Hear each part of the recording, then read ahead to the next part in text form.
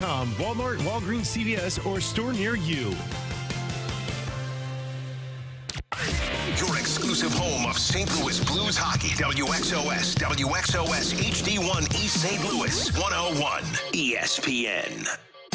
Live from the Car Shield studio, this is the opening drive on 101 ESPN.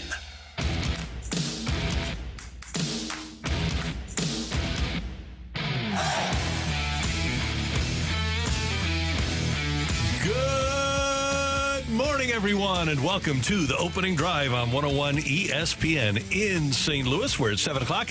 Your time check brought to you by Clarkson Jewelers, an officially licensed Rolex jeweler with Brooke Grimsley. I'm Randy Carricker. Great to have you with us on a Monday morning. Matthew Rocchio is also here after a busy sports weekend. Brooke, good morning. How you doing? Good morning. Welcome back, Randy. We missed you on Friday. Good to be here. I didn't even find out how the fight went. I didn't go back and listen to the podcast brought to you by Dobbs Tire and Auto Center.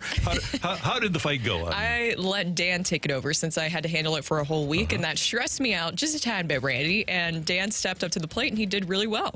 I'm glad to hear that. And won. So now it's you again. So no pressure, though. No pressure. No. I like hearing that. That's good. Let me fix my little camera here for our Air Alliance team YouTube studio cam. Just go to YouTube and type in 101 ESPN STL, and you can watch us throughout the course of the morning. We're going to talk to Chris Kerber coming up at 8:15. Kerbs has been taking these last few games on the road off. I know. He deserves it. Kerbs deserves that. Because I was listening this past week, and I was like, wait a minute, this isn't Kerbs. What happened to Kerbs? But he deserves some vacation time. He does. So he'll be with us at 8:15 to talk some Blues hockey. A lot to talk about with the NCAA Men's Basketball Championship tonight, the Women's Championship yesterday, Cardinals over the weekend, Blues over the weekend, SC over the weekend, a 0-0 tie for SC over the weekend, Battlehawks over the weekend. It was just a really busy sports weekend. But let's start with the Cardinals. They take 2 of 3 in their opening home series of the year, 2 of 3 from the Marlins. I'm glad that Skip Schumacher and his team got a win. I'm glad that Skip Schumacher, I couldn't care less about his team, but I'm glad that Skip Schumacher got a win. By the way, as an aside here, why do we say I could care less? Why don't we say we couldn't care less? Because if you could care less, then it means you care about it a little bit, right? Yes, that's what that would mean, I would guess. Yeah.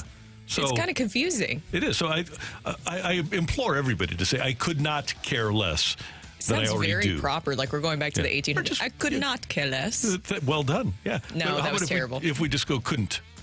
I couldn't care less. Couldn't care less. There you go. Yeah, that didn't sound great, Randy. No, not either. It doesn't. It doesn't sound very proper. But couldn't care less. We'll just Midwesternize it. I really couldn't care less. Oh, couldn't care less. There we go. You put the little open there? About Skip Schumacher's team. Yes. And also, that took a minute to get to. But with Skip, then you saw the reports of what also is transpiring behind the scenes with the Marlins. We were talking about it last week. The Marlins are definitely dismantling things currently. We talked about Kim Ng, her exit, and just how messy that was. And then there were reports about Skip, and it looks like he might be a free agent after the 2025 season, I believe. After this season. It's this season. Yeah. Okay. So the option is for 2025, the mutual option that has been now reduced, and there is no more mutual option. I feel so bad for him, especially after last season, everything that he did. And then you had all that transpired this offseason with the Marlins, just a lot of drama filled. It was very clear that they were changing into a different direction that isn't so great. I know that it seems like it might be the cheaper option, but when you're trying to build a team and what he was able to do, that has to be really disheartening for him. And the Cardinals, after winning 2 of 3, are 5-5. And Brooke, I look at the schedule, and we don't know how teams are going to play. But if I go back to the start of spring training or the day before the season started, if you would have told me the Cardinals would be 5-5 after 10 games, I would have been thrilled. 5-5 is where I want to be at the end of this month. Exactly. Or not 5-5, but 500. Well, yes, 500. Yeah, please don't be 5-5. I'd be like, wait, that's COVID. I was going to say, are you inferring that there will be another almost apocalypse happening again? I don't like the idea of that, Randy. But you're right. I wasn't expecting this exactly, and you're seeing a lot of positives and a lot of good things. We're going to touch on this a little bit later on in the show, but still, there is a lot of positives surrounding what you're seeing right now. I honestly did not expect them to win the series against the Padres. The Marlins, they obviously have been off to a really tough start, but then for you to be able to get the series win against them, back-to-back series wins. Now, yesterday, not so great of a day. No. Kyle Gibson, your innings eater, or more like he was getting eaten by his innings. Only the first inning. Well, at least you knew. At least you knew that the game was over with. He gave up a pair of 3-run homers, and it was already 6-0 before the Cardinals even took an at-bat in the game. So here's what I perceive these guys as. And the problem is that we're counting on Kyle Gibson to be there and to give you a chance to win every game, which isn't what 4 and 5 starters do. 4 and 5 starters do kind of what Kyle Gibson has done in his first 2 starts. They'll give you a really good start with innings, and they'll give you a bad start, but they'll give you innings. And at the end of the day, if your team is 500 when those guys pitch, you're in pretty good shape. And he preserves the bullpen. I hope people don't have overinflated expectations for Kyle Gibson and Lance Lynn, especially at this stage of their careers. In his first 2 starts, and I know we react and we go start by start and game by game here. But for Gibson and Lynn, they are so much more big picture. What you have to do is hope that they make 34 starts, and that in those 34 starts, they go 8. The team goes 18-18. Doesn't matter how many runs you give up. What matters is winning half of the games that the guy starts. Yeah, and he pitched into the 6th inning, and that's something that Ollie Ramal talked about, and you mentioned there. Preserving the bullpen was very vitally important, especially when you're going to the series with the Phillies, because here's the thing is that I think that this could really show you where this team is at really early on, because you had to face the Dodgers. The expectations with the Padres might be a little bit different. The Marlins, not a great team. I think that's fair enough to say, considering they just got their first win of the season. And now you want to see what your team really looks like against this group, against the Phillies. And oh, by the way, you're finally going to get your ace. You hear that, yeah, Randy? Your ace is back. Yeah, Sonny Gray will be back tomorrow. Did he switch his number to number 1? No. Oh. What is his number, by the 54. way? 54. Is it 54? Okay. Yeah. So you want him to be number 1 because he is the ace. As I've said before, he is our number 1. Is he a number 1? Probably not. But is he our number 1? Yes, he is. And is he going against Nola tomorrow? I believe Wheeler or Nola. So we'll see. We'll see. And again, the guy basically didn't have spring training. I don't look at Sonny Gray as I looked at Max Scherzer, Justin Verlander, Chris Carpenter in their day. Okay? I don't. But here's the thing. Don't judge him on what positive you expect him to be tomorrow either. That's patently unfair because he hasn't had spring training.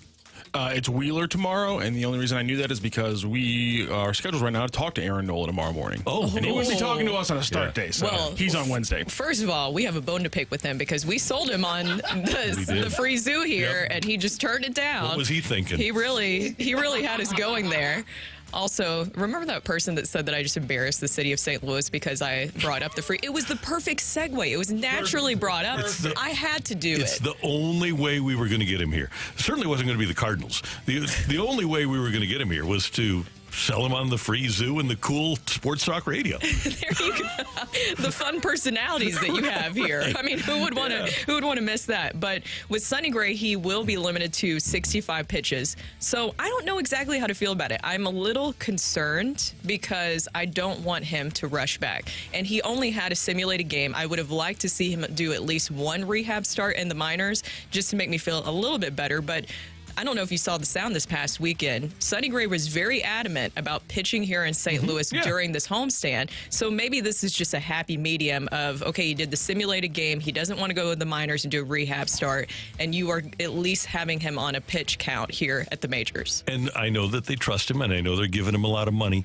But I go back to what happened when they acquiesced to the exact same requests of people like Wainwright and Flaherty, and it didn't go well. I would prefer to have him. You're paying him $25 million a year. He should do what you say. And he didn't want to, so they trust him, so hopefully he'll wind up being good. By the way, one other question about yesterday's 10-3 loss, and Gibson did allow 6 in the first inning. There were people saying that he should have been taken out immediately after the Chisholm homer that made it 3-0. And then he threw 6 pitches before he gets Sanchez to ground out. Then he throws 3 pitches, Anderson singles, and De La Cruz singles on the second pitch. So 11 pitches. Did you really have time to get somebody up and warm before Gordon stepped to the plate? No. No, not whatsoever. I didn't mean to laugh, but man, that just really went sideways. And credit to him, he did pitch through the 6th inning, allowing only 2 hits after the first and struck out 5 and throwing 94 pitches. So it does at least help you because you knew that game was way out of the way at that point. And if you're a hitter, are you just going up and saying this is like basically spring training all over again? They should be, of course, trying to win. But what do you think their mindset is going the game? It had to feel like last year where the game was already in a hole, not necessarily because of anything you've done yet, just because the starting pitching wasn't able to do what it needed to do early on. So I know this sounds really bad because the players are being paid a lot of money to be professionals and they want to put up stats. But I would be saying to myself, okay, baseball wants faster games. They're getting a faster game. I'm swinging at everything. We'll be out of here in an hour and a half. This will be a Bob Gibson game. Oh, my gosh. I wonder, wait, how long did the game last in total? I didn't even look at the full run time. Spencer Turnbull goes against Miles Michaelis tonight, and let me get that for you on ESPN.com. Official time of game 227. 227. So Cards and Phillies tonight. Meanwhile, the Blues lost in overtime to San Jose Saturday, 3-2. Then they took down the Ducks in overtime last night, 6-5, 5-2 Blues in the third, and Anaheim comes back. The Blues win it in OT, and the Blues now in a situation where they literally have to win every single game that they have. If they don't, then they're out. The next Blues loss knocks them out of playoff contention. Well, and they're out of playoff contention. It felt like that for a little while now, especially the nail in the coffin just being that San Jose loss again. Well, I feel like there's already some nails in the coffin, but maybe the final nail in the coffin was that San Jose loss. You lose 4 this season to the worst team in hockey. To them? It's unbelievable. It really is. It really is. I don't know how you lose 4 to them. But the Blues did it last night, by the way. They get the winner in overtime in the shootout. Jordan Kyrou scores, and then Binner stopped all 3 of the Ducks' tries in the shootout. So the Blues win it in a shootout, 6-5. Well, and it's a positive that you had Robert Thomas and Jordan Kyrou with multi-point games, right? That's what you want to see because they're the guys who are getting paid the big bucks. Thomas had 4. Yeah, all the pressure is on them. All the eyes are on them. But do you take how much do you look at that, especially knowing that they're basically mathematically eliminated? I take nothing out of this. Nothing. Because it's almost like what you always say about what you're seeing in the baseball season. Exactly, at a certain point, is it actually real? And let's be honest, they aren't playing all of their people. I mean, this team is a shell of what it was supposed to be, what they're putting on the ice. So, I like seeing and listening to the young guys play. The fact of the matter is this isn't a team that's going out and trying to win every game. The front office and the coach are observing now rather than trying to win. And the Blues are back home against the Blackhawks on Wednesday night. And, of course, you'll hear that action here on 101 ESPN. Blues and Blackhawks, maybe they'll have some fights. At least they're getting in fights lately. Oh, I like the Jordan Binnington fight. That was fun. That was. We need him to, Matthew. Did Colton Parayko and Klim Kostin not like each other when they played together? I know. Yeah. I liked that. Yeah, me too. That was wild. That was fun. I think John Kelly said something along the lines of, it was John Kelly that was on the call that game, right?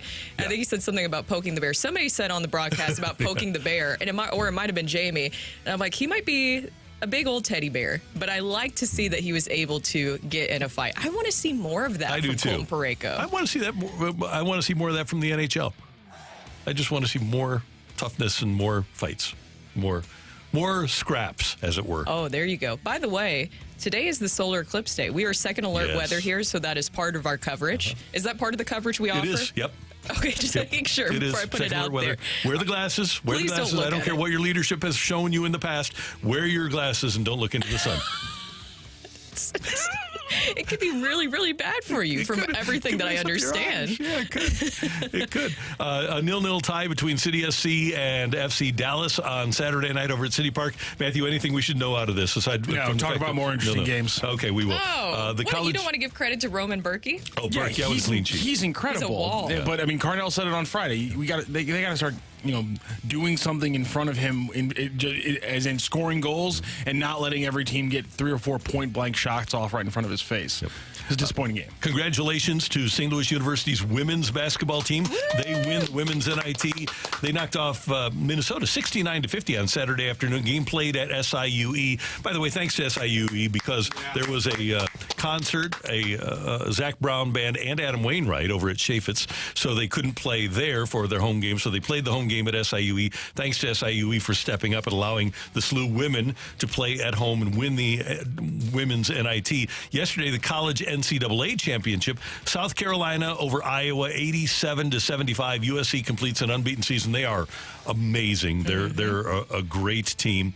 And the career of Caitlyn Clark in college comes to an end. Brooke, I want to ask you, female perspective here, why is it that all of these females are beating up on Caitlyn Clark? That is very disappointing to see. And I know exactly what you're talking about. There's so many that have been coming out of the woodwork. I think that it's because they feel like it takes away from maybe some of their accomplishments, but it should be women uplifting women. But sometimes that's what you get, is that you have a lot of women that feel like they need to be put into competition with one another because that's what sometimes society does with women. When it comes to dating, when it comes to work, maybe you have to have that extra pressure. There's that extra just societal pressure of where women are competing against each other. And that actually has a lot of women who buy into that.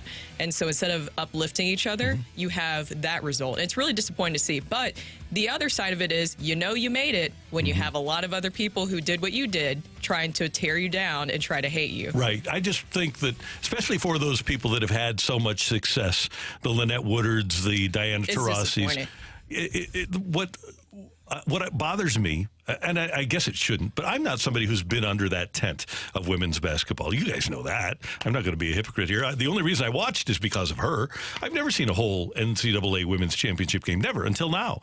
And she's bringing people under their tent. It seems like that all those people that work so hard, like Taurasi and Bird and Lynette Woodard and Breanna Stewart, they should want more people watching women's basketball, which is what Caitlyn Clark is causing people to do. I don't know why they're trying to tear her down and say, well, no, she's really not that good. Well, it's really disappointing, too, because we have been talking a lot about men who have been trying to discredit what she's been able to do. But really, when you see some of those other women who have been through that, who know what it's like to go through that, also try to get into tearing her down, it's so disappointing to see. A lot of them have come out and retracted their statements. Yeah. I did like what Dawn Staley said, where she made sure to give credit to Caitlyn Clark in the championship for everything that she's done for college women's basketball. That's the right thing to do, is to stand up for other women, because she's continuing to really just break the mold of what is expected for women. I mean, Randy, like you said, you're not the only one out there who just started paying attention more to women's college basketball, and that's a good thing, and everybody, men and women, should be celebrating that. St. Louis University will introduce their new men's coach this morning. Josh Schertz will replace Travis Ford. John Calapari set to leave Kentucky for Arizona this morning. That happened overnight. Or not Arizona, but Arkansas. Arkansas, Arizona, same.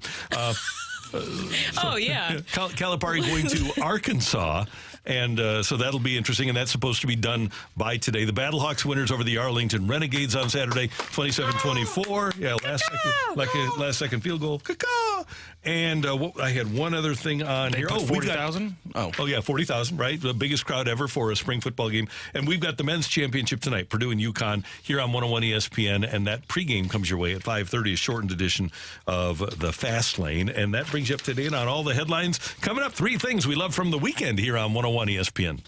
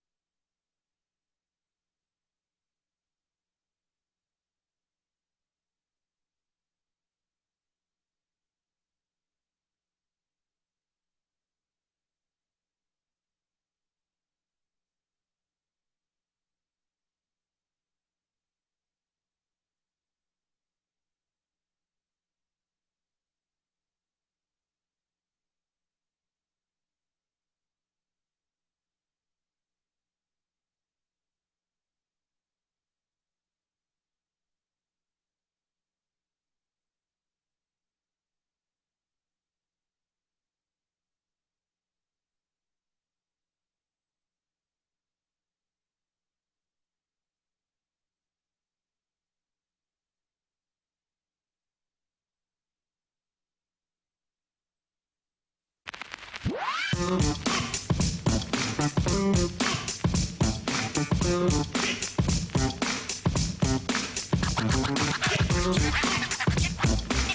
right, Brooke and Randy, and 3 things we loved about the weekend. And Brooke's going to start. Number 3. It's funny because you said this in the last segment that you want to see more fights in the NHL, and that's actually my number 3 thing, is that I wanted to see more fights in the NHL. I love that Colin Parayko was sticking up for his teammate and fighting Klim Kostin. I would love to know the story behind that, and if something was going on during Klim's time with the Blues. And I also love Jordan Binnington sticking up for his teammate. Not only was Jordan Binnington 3 for 3 in the shootout, he was also 1-0 in the Ross Johnston boxing match. And I just like to see Binner sticking up for his teammate in that way. I was looking to see, and there was a couple of people that are like, oh, this is typical Jordan Binnington. But really, I didn't see as much of that, because what else should he do in that situation? The opportunity is right there. He's sticking up for his teammate. I liked that he did that. And Jordan Binnington is the type of guy, the type of player that I think that other people hate if he's not on your team, but if he's on your team, you absolutely love him. I think every single NHL team would like a guy like that on their team. No doubt, especially the other players, right? Yeah. Yeah, and he always gives you, not always, but most of the time, gives you a chance to win. Brooke, I love having nice days in the spring where we can be back at the ballpark, hanging out and watching Cardinal baseball. 37,000 on Saturday, 39,000 yesterday, and just being outside and having the opportunity to enjoy Cardinal baseball, win or lose. I'm somebody who likes the journey and the competition. I don't think they have to win every single game. I like it if they win, but they don't need to for me to enjoy the sport. But just being what St. Louis is. We're known for the Cardinals, and to have that back, I really enjoyed it over this weekend. Yeah, it really was nice. I think over 100,000 people were downtown on Saturday. Yeah. It was nice outside. Also, just seeing everybody just flock to downtown. The traffic was a lot more than usual, but I took that as a sign, as a good thing.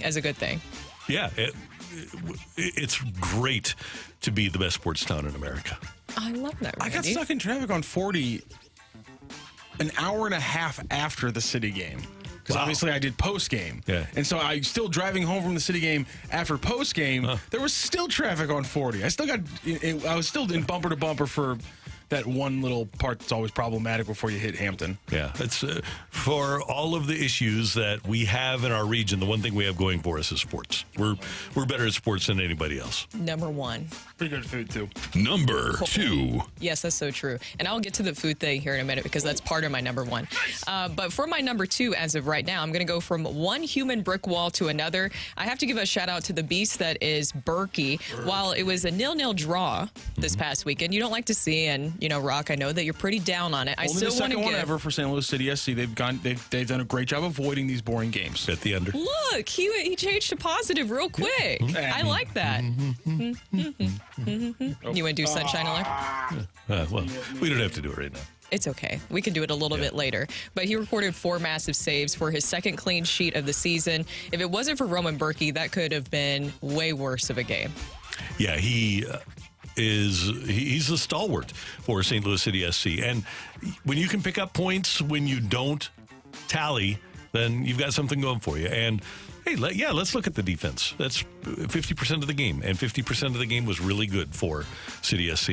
Brooke, my number 2 is 40,317. I know you were at the Dome on Saturday night. I didn't get a chance to make it over there, but the largest spring football crowd ever. And when you see the other crowds, I don't know if this league's going to make it. 15,000, less than 10,000. 15,000 for DC. The other 2 had less than 10,000 people. I don't know what the TV viewership is going to be, but I'll say this. When all is said and done with the UFL or the XFL, the crown jewel, the city, the team, the franchise that everybody is going to remember is the St. Louis Battlehawks. Exactly. And if it will survive or not, that's going to be a really tough question, because the thing is, it's going to be TV revenue, but you do need some fans in the stands. Yeah, right. I think it helps when you're watching something. If you're like, well, people can't even show up to this thing, why would I watch it on TV? I was watching Memphis the other day, and there was nobody in the stands at Memphis. And that's disappointing, because that's a non-NFL city. It's not like they have a ton going on. The Grizzlies aren't winning any championships this year. So why aren't... That's supposed to be a football area. They don't have a ton going on. They have the pyramid, the Bass Pro Shop pyramid. They do, yeah. That's nice. Graceland? We're going to Graceland. There's not a part of America that impresses me less than the giant Bass Pro ass pyramid. It's the least impressive. It's the least impressive like thing that people talk about in this entire country. You know how there's a part over in like Arizona and stuff, the Four Corners. I'd go to that 100 times before I'd ever go to the Bass Pro Shop, and that's just like that's a concrete slab with writing on it. Boo! Wow. I think that there's probably 3 or 4 things that I could choose that would be below the pyramid. What could they be, Randy? I couldn't care less. Well done. I'll put a list together for you for homework. Oh, okay, thank you. All right. How many wonders of the world are there? How many? What? 7? 7 wonders of the world. 7, and then the Astrodome. 8. I was going to say it's the 8th. I don't know why you would hate it so much. It's amazing. It's a pyramid. Much like the ones in Egypt, I hope it becomes run down, decrepit, and eventually falls. Oh my gosh! The only thing that Why does he hate pyramids so much? don't know. It's a great shape. I hate that stupid pyramid so much. and they're strong and powerful. Now, the only thing, the most important and powerful thing that you'll see about the pyramids, Egypt, right? That's the problem is they don't crumble. Oh yeah. They They just kind of stay there for a long time. Go to Thailand, there's a bunch there. Go to Mexico, there's a bunch there. They're all still standing. Okay. And they didn't really have forklifts when they built them either. That's what you think. Okay, so what's number 1? Number 1 for me is going to be the Battlehawks home opener. As you mentioned, Randy, I was able to go out there. Over 40,000 fans in attendance for their game-winning field goal. They were able to walk it off and win that one against the hated Arlington Renegades. They're fierce. Bob Stoops. Yes, I know. I saw him. Yeah. I was like, oh, there he is. Anyways, yes, it was a great game, great atmosphere. I didn't know what to expect. I knew that they were going to fill the dome, but the fans really did show up. It was loud. I honestly think that they did a better job this year of just kind of keeping the energy going. It was a little stagnant play-wise, a little bit early on. I was texting you guys about that I was a little worried, but still, they did a good job of kind of pumping in music, and I'm sure other people who can text in and tell us how they felt like it was. But for me, viewing from the press box, I just felt like the energy was really, really good. The fans were excited. There were streamers at certain points that were thrown onto the field. It felt like there was a lot of good energy out there. And I got to meet Danny Garcia, and they provided Emo's Pizza for us in the press box. So I was very excited about that, Randy. That's pretty cool. Here's one thing that needs to happen with the Battlehawks games. We need to have a GoFundMe for a new turf. They're working on it. So it's going to happen. It's going to happen during the summer. I believe the last timeline that I heard after the UFL championship, which I know is frustrating for people to hear because I saw the comments, Randy, where people were commenting about the turf and how it looked. It looked like it was a little bit better than last year. I understand the frustration, but they are going to fix the turf after the UFL championship. Then a pro tip. We don't even need to do a GoFundMe. The folks over at the CVC that run the Dome, go to Ace Hardware and buy like 10 cans of green spray paint and just paint the stuff. Okay, just make it look better and don't burn it. Don't burn it. Yeah. People do that. There's companies out there that like paint your grass. It has happened. Okay. Yeah, it does. Yeah, if that you have like a happens with perpetually bad grass that just only you can't grow everything. It always dies. It turns brown really fast. There's companies that'll come over and like paint it. They've had to do it for a Super Bowl before. Oh. Paint the grass. Yeah. That's some great advice that we just threw out there. That's a little pro tip. Yes. And my number 1, Brooke, is the cool thing about sports in 2024 and in this century and before this century is the players that become such big stars that we can call them by one name, right? We've got Tiger, we've got Serena, we've got Phil. Now we've got LeBron, we have Michael. Now we've got Caitlyn, and I'm tuning in to watch Caitlyn. I loved seeing what Caitlyn Clark did for women's college basketball. Incredible ratings, like blow out of the water ratings for her Elite 8 game, even greater for her Final Four game, and they will be even greater for yesterday's championship game. She has brought a sport from niche to mainstream, almost by herself. And we got a chance to live through it and see it. It's pretty cool. It really is. And it's just exciting to see because you know that there's going to be a lot more young girls going out and buying basketballs because of her. Yeah, I don't think, despite what many of her fellow female basketball players might think, that there is a better representative of that sport than her. No, I 100% agree with you. Last little thing that I just want to note, I'm realizing that Rocc hates shapes. because I asked him, remember he went to Vegas, and I said, did you go to see the Sphere? Because now that's the big thing to do there. You go see the Sphere, right? He said, no, I'm not going to go look at that. I didn't go look at that. No, we saw it. We saw it when we flew, and we just didn't go to an event there. I actually think the Sphere is pretty cool. Okay. Mainly because it bothers people a lot. That makes me laugh. Let's go back to the Popcornopolis popcorn in the cone. Do you like the cone is an upside down pyramid. Kind of. Except it's round and not. I like cones. I'm down with the cone shape. Good. But although, here's the thing though, I like a cake cone more than a waffle cone. So it's just, Okay, big controversial one here then. I know, right? Parallelogram. Depends. Everything's parallel. It's kind of like I appreciate. Thank you for the visual. I don't like a forward slash. I'm more of a backslash. Kind of guy. Gotcha. Good. That's what we loved about the weekend here on 101 ESPN. Coming up now that the Cardinals have a home series under their belt, has the opinion about them changed? That's next on 101 ESPN.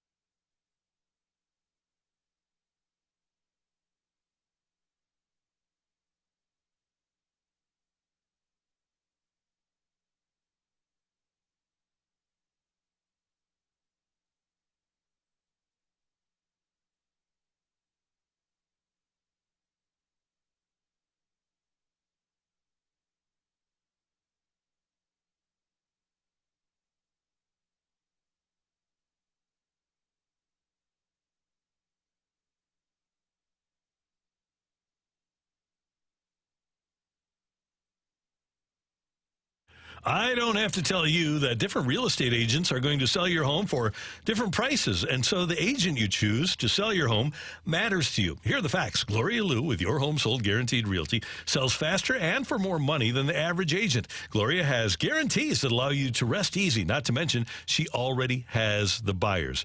Already has the buyers, Randy, you ask? Yep. She's able to guarantee the sale of your home because she already has thousands of ready buyers. Gloria has over 20 years of buyers in an exclusive database looking to buy in your neighborhood and in your price range. That's how Gloria nets you the most money and creates the highest demand, many times with multiple offers, which means more money in your pocket. Gloria sells for more and sells faster when compared to your average agent. Gloria Liu is not your average agent. She is St. Louis local real estate authority with 20 years of experience, hundreds of homes sold in just the past 12 months alone, and the only agent I trust to sell my home. Call Gloria Liu at 314-325-6888, 314-325-6888, or visit GloriaHasTheBuyers.com.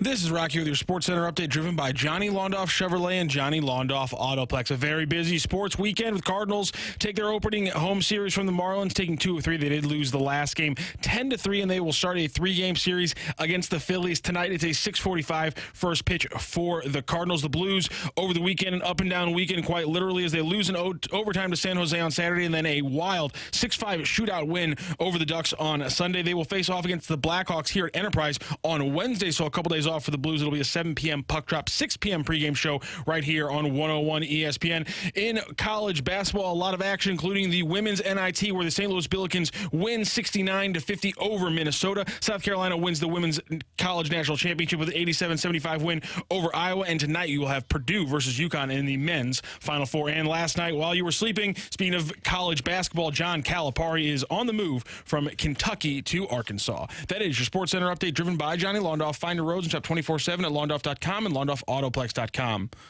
Are you kidding me?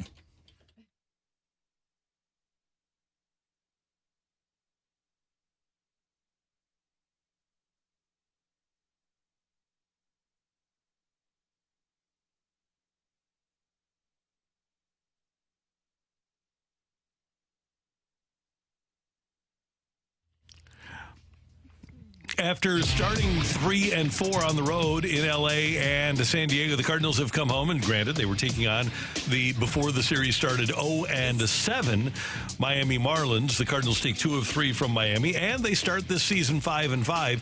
Brooke, if you would have asked me before the season started, I would have thought the Cardinals would be 3-7 at this point. So to me, 5-5 is a positive. Here's the other positive about this. I would have thought that at the beginning of spring training, when they still had their guys, to do it without Sonny Gray, without Keenan Middleton, without Lars Nootbaar, without Tommy Edman, without Riley O'Brien, right? Yes. Riley O'Brien. I get my Irishman confused. There's been sometimes. so many that have come through the Cardinals. I would have thought it would even been a worse situation. So for me, and this is my own personal opinion, I'm going to take this 5-5 start as a real positive for the Cardinals. I'm taking it as a positive, too. I don't really feel anything bad about what's going on currently with this group, other than maybe some other things, just little tidbits here. The Cardinals have been out-homered 17-7 so far this season. Is there any cause for concern there? Because the 17 homers are the most allowed in the National League, while the only teams in the majors with less homers than the Cardinals are the Guardians and the Twins. I was just going to use weather as an excuse, and I can't now because the other team has hit 17 and we've hit 7. Yeah, that is a little bit of a concern, but it's not to be unexpected, right? That's a double negative. It's to be expected when they signed the pitchers that they did. They signed guys that allowed a lot of hits and a lot of home runs last year. So it's reasonable to expect that the Cardinals are going to allow a lot of home runs. I do think offensively they have to get better. And part of that, I think, will be the return of Lars Nootbaar, probably later this week. But Goldie is sitting there at only 200 with a 286 slug. Arenado has a 317 slug. You'd hope that he slugs better than that.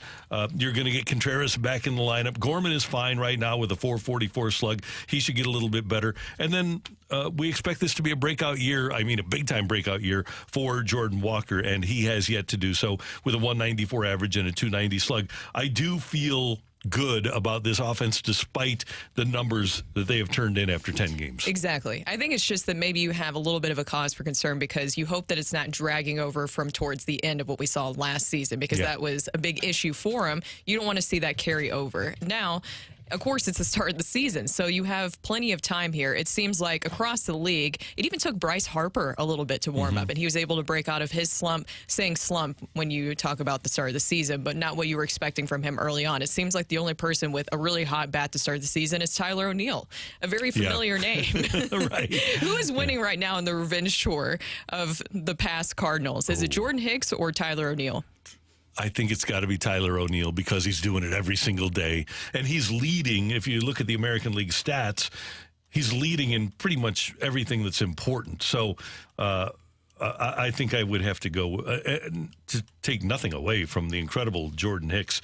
But you look at leading the American League in OPS, Tyler O'Neill, 1.406, leading in home runs with 5.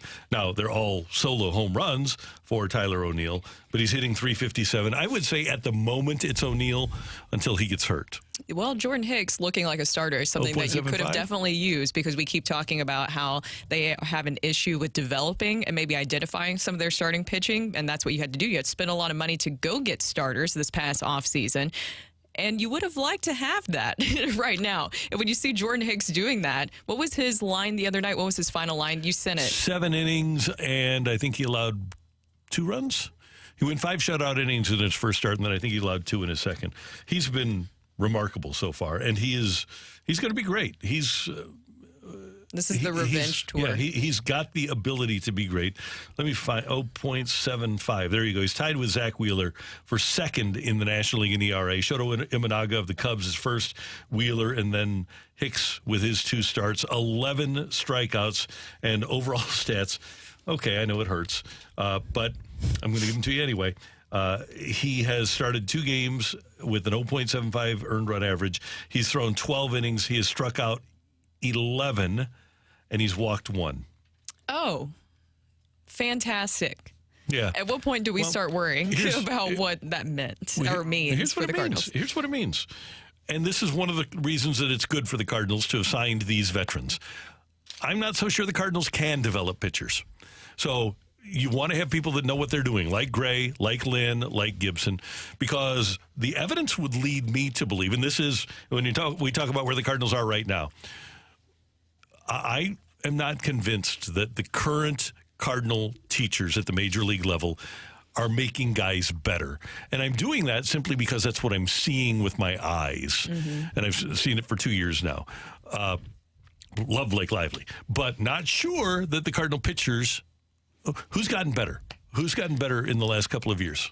Well, last couple of years, are you talking about somebody who's homegrown since talent? Mike Maddox left. Okay. Homegrown, what pitcher do you feel like has gotten appreciably better? It doesn't matter where they came from under this coaching and leadership.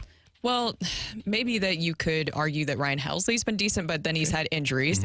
And then Jojo Romero was a very positive revelation last season. And then even it's so early on, so I still, knock on wood, everything goes well with Steven Matz. But possibly you could attribute the coaching decision of holding Steven Matz back a little bit during the spring training. He threw, 5 scoreless the other day against the Marlins. Maybe you can attribute that to the coaching, feeling that out and identifying that maybe ramping him up with a full spring training is what led to some of his prior injuries. So we have to still wait and see with him, but maybe there is some guys that you could give credit. I will give full credit for those 3, but we have 10 other pitchers. Now, 3 of them, they know what they're doing. 3 of them are starting pitchers. that are veterans, and you shouldn't really have to coach up that much. But bottom line here, and big picture, I just look at Hicks. I look at the Flaherty first start. Now, Jack didn't pitch great yesterday, but he did give innings. You look at what happened with Genesis Cabrera last year. You look at what happened with Montgomery pitching better last year. You look at Stratton pitching about the same, but certainly didn't regress last year. I just have a concern. I think it's a reasonable concern about the ability of the Cardinals right now to make younger pitchers, especially homegrown guys, better. But that's where they are. That's Brooke. I'm Randy. And coming up, we've got Take It or Leave It. Get your text into the Air Comfort Service text line, 314-399-9646, 314-399. Yo-ho! Your texts are welcome for Tioli next on 101 ESPN.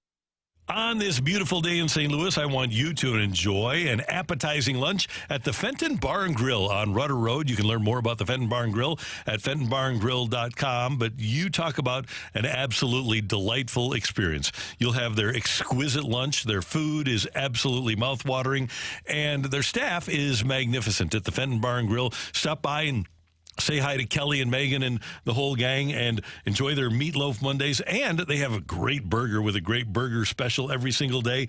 And it's the place to be if you're a sports fan. And this is a great time of year for sports, isn't it? With the advent of the Cardinals season, you got the NCAA championship tonight. You got the stretch run of the Blues season. And for every sporting event in St. Louis, the Fenton Bar and Grill is going to have it on TV. It's absolutely marvelous food, great people, not only the servers, but the people that are there with you when you're sitting at the bar or sitting at a table. You're going to be talking sports. You'll have a great time with the Fenton Bar and Grill. Just go to the soccer park and follow Rudder Road to the Fenton Bar and Grill. Enjoy a remarkable lunch, happy hour, or dinner, and tell them Randy sent you.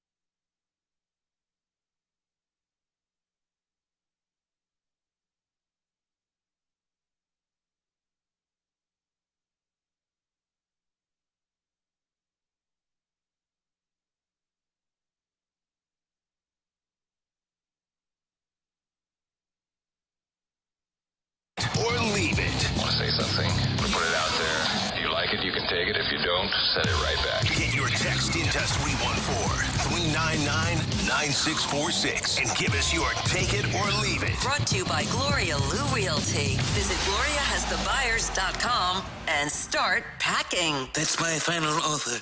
Take it or leave it.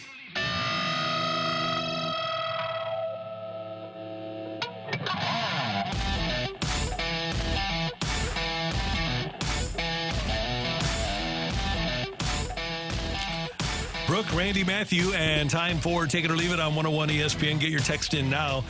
Brooke, the Masters is coming up this weekend, and John Rahm says that he would like the LIV Tour to go from 54-hole tournaments to 72-hole tournaments so that they can get back in the world golf rankings and advance themselves a little bit. Take it or leave it. Even though he's getting $350 million, John Rahm kind of regrets leaving for LIV. Ooh, I'm going to take it. It seems like it, the way he talks. It really does. It seems like he misses out on it. He talked about in the past, like how he still enjoys watching the PGA Tour and different things like that. I think that he does miss it. Yeah. I just want to see them all. I'm so tired of all the behind-the-scenes stuff that's not really behind the scenes, because there's an article about it just about every single day about what's going on with LIV and the PGA Tour and the battling. I think fans are just so tired of it, and they just want to see all the best golfers back together again. The amazing thing is that golf essentially has been ruined because of Phil Mickelson's gambling. He needed the money. He basically brought all these guys over, and he was the start of it, and they basically ruined golf because of his gambling. And then how did the scary MFers not end this? How did that comment from the guy who started this not just like, I guess the money was already out on the table. And so everyone's eyes were already green. And so there was like, okay, yeah, sure, Phil, whatever you say, buddy. Yeah, right. Exactly. Look at all that billions of dollars, though. Yeah.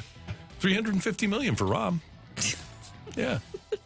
That's a lot of money to walk away from. It is. If you trace it all back, the reason that golf is so disconnected now and the ratings are down 20% is that Phil liked to gamble. Somewhere the ghost of Shoeless Joe Jackson is like, guys, this doesn't end well. It does not. Wait, what does this mean for baseball? Oh, yeah. With Shohei Ohtani, we're not going to go anywhere, are we? No. No. Okay, good. No. All right. No, nothing lost in translation. That's good. So this is based off a text that we got in because, Randy, you were not here this past Friday. So I want to get your take on this. Huh? Take it or leave it. The fans should have, and they did, of course, but they should have booed John Mozeliak. I will take it in that if that was your disposition, that you feel like he deserved it, yes. Just if you're happy generally with the performance of the Cardinals over John Mozeliak's term, then you shouldn't have booed. But if you're unhappy, then you should have. People have wildly differing views about Mozeliak's career here in St. Louis. For example, I think if you put John Mozeliak's track record over the last 17 years in Pittsburgh or in Cincinnati, I think their fans would be pretty happy about it, right? Mm-hmm. Based on what the history is. But we are different here. We are not satisfied. We feel like we are entitled to the World Series appearances every year. And so we're different. So for those people that have those expectations, they're entitled to their opinion. And yeah, they can boo if they want. Fair enough. Take it or leave it. Using the threat of a giant snake eating the sun to get my children 2 and 4 to behave may become a parenting fail this afternoon. Oh, I think no. Yeah. Leave it. Use that. Yeah, use that as much as you can. Yep. Yeah, I'll take it. I like that. The fear of the supernatural. Just weaponize that. They're scared of the dark. Why do you think that mythological beings were created? To scare kids. Exactly. Yep. From doing stupid things. And humans as well. Yeah. Like, are you true? What are you going to tell me next that you don't use the Easter Bunny or Santa Claus to also shift behavior? Get out of here. Of course you do. Oh, yeah. For all of those kids that are riding in the back seats of cars right now on their way to school, we don't use Santa. Santa does what he wants. The Easter Bunny does what he wants. We have no control. My parents used to say that Santa would send them messages on how to make sure I had to act right for my presents. He knows when you're sleeping. He knows when you're awake. With email and text messages. Which is kind of creepy. And he's got those elves out now, too. telling you, the surveillance state's out there, The elf kids. stuff is a little too much for Surveillance state, I'm telling you. What do you think about that? The elf on the shelf? I know we're way past Christmas, so this is Santa read something for Orwell another and was time. like, sounds good. Yeah, That feels like a lot of stress for parents. well, and a lot of stress for kids. Yeah. You got to get it done, right? Unless you want an F, unless you want to be Randy. Take it or leave it. Randy will now know more about the WNBA than he ever did before, thanks to the Women's Final Four. I know one of the names of one of the people that's going to be playing for the Indiana Fever. But I don't know the girl from South Carolina who was drafted number 1 last year. What's her, Aaliyah? Is that her name? She was on the broadcast yesterday, and she went to South Carolina. Seemed kind of weird that they would have a South Carolina person. Asia Wilson? No. No, it's she was the first pick in the draft last year. Last year. Okay, my bad. Yeah, but I don't know her name. She went to UConn, didn't she? So yes, by definition, I will, because Caitlyn Clark is going to be in the WNBA. I'm blanking. I'll give it to you in a minute. Take it or leave it. City needs to find a designated player before the summer transfer window. Take it, 100%. Mbappe. No, it's not going to happen. No, Randy. He might be a little out of the price range, We Randy. need goals. Randy, he's going to We sign. need that NIL package that Arkansas has. Here's the thing, though. Mbappe's contract is up, so it would be a free transfer. But he's absolutely going to sign for like $75 million a year with Real Madrid. So, unfortunately, I don't think the Taylors want to pony up $75 million a year. They for don't one have guy. to. Fine. Maybe $25 million a year and then free zoo. Oh, no. Take it or leave it. If the UFL wants to succeed, you put teams in cities like Oakland and San Diego, where the NFL took teams away. Case in point, St. Louis and the Battlehawks. Oh, I like that. By the way, it was Aaliyah Boston. Aaliyah Boston. There you go. That was that took a minute, but either way, Aaliyah Boston. I'm going to take that. I think that is a great business plan. Why haven't they done that? I don't know. It's No. working for St. Louis. And it's interesting that they aren't west of Texas now. I don't know if maybe they're Do just. they not want to irritate the NFL that much, you think? No, Because they're it trying has to get been. some sort of partnership? I don't think so, because they've been out west. They were in LA. I don't know why they wouldn't do that. I don't know what's called anymore, but is whatever Qualcomm is now, is that still like in use? No, that's torn down. It's gone now. Oh, so like where would they play in San They Diego? built a new San Diego State Stadium. Oh, a San Diego State Stadium. Okay, I'm pretty sure that stadium's gone. I love Qualcomm, by the way. That was a fantastic stadium. Yeah, until you had to go in it. That's fair. The look of it was great, I should Yeah. say. Take it or leave it. 8:20 Central on a Monday is way too late for a men's national championship game. I will take that. Yes. Take it. Take it or leave it. You was are easy. concerned about the Cardinals' development of young players. I'll take it.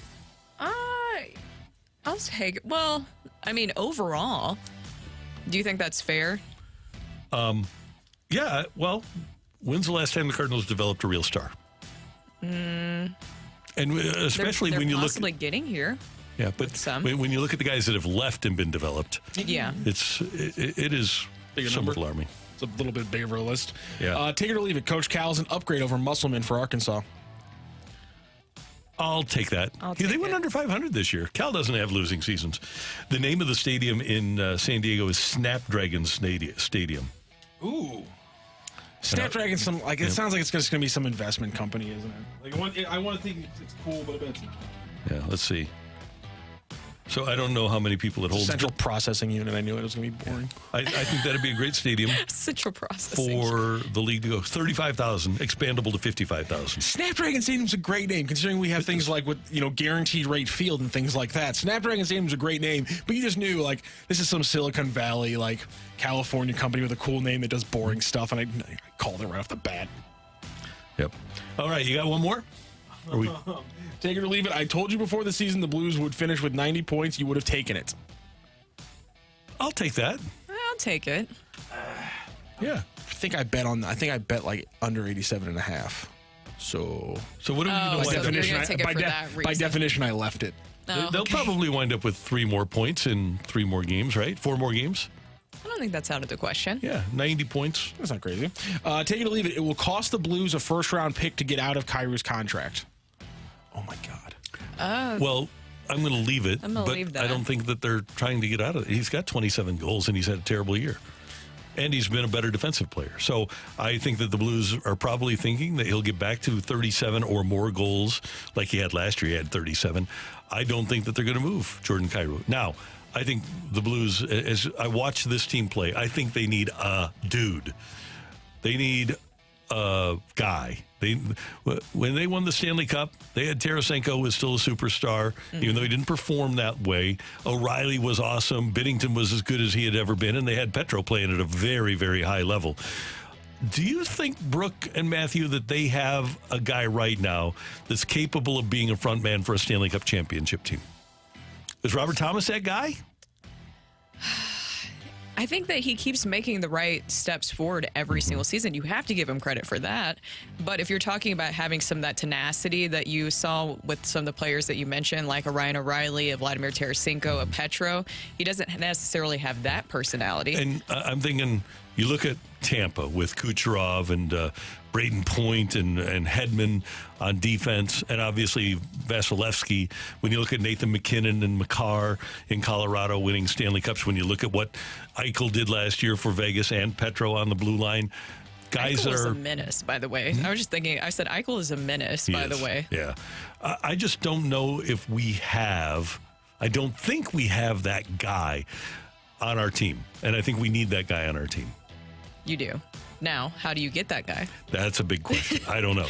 I don't know. Because it'll be an interesting offseason for the Blues. Generally don't let those players get into free agency. And maybe you have to get to a situation, maybe Toronto will finally come to the conclusion that, okay, with Marner, Tavares, Matthews, Nylander, all four of these guys we're not going to win with. So we'll move one. I think those are all guys, and I would take one if I could, but I don't know what you'd have to give up. So I think the Blues are in a tough situation right now. Thank you, Matthew. Thank you, Randy. Coming up next year on 101 ESPN, without citing any evidence, the Major League Baseball Players Association has said that the pitch clock is why we're having so many injury problems for pitchers. That's next on 101 ESPN.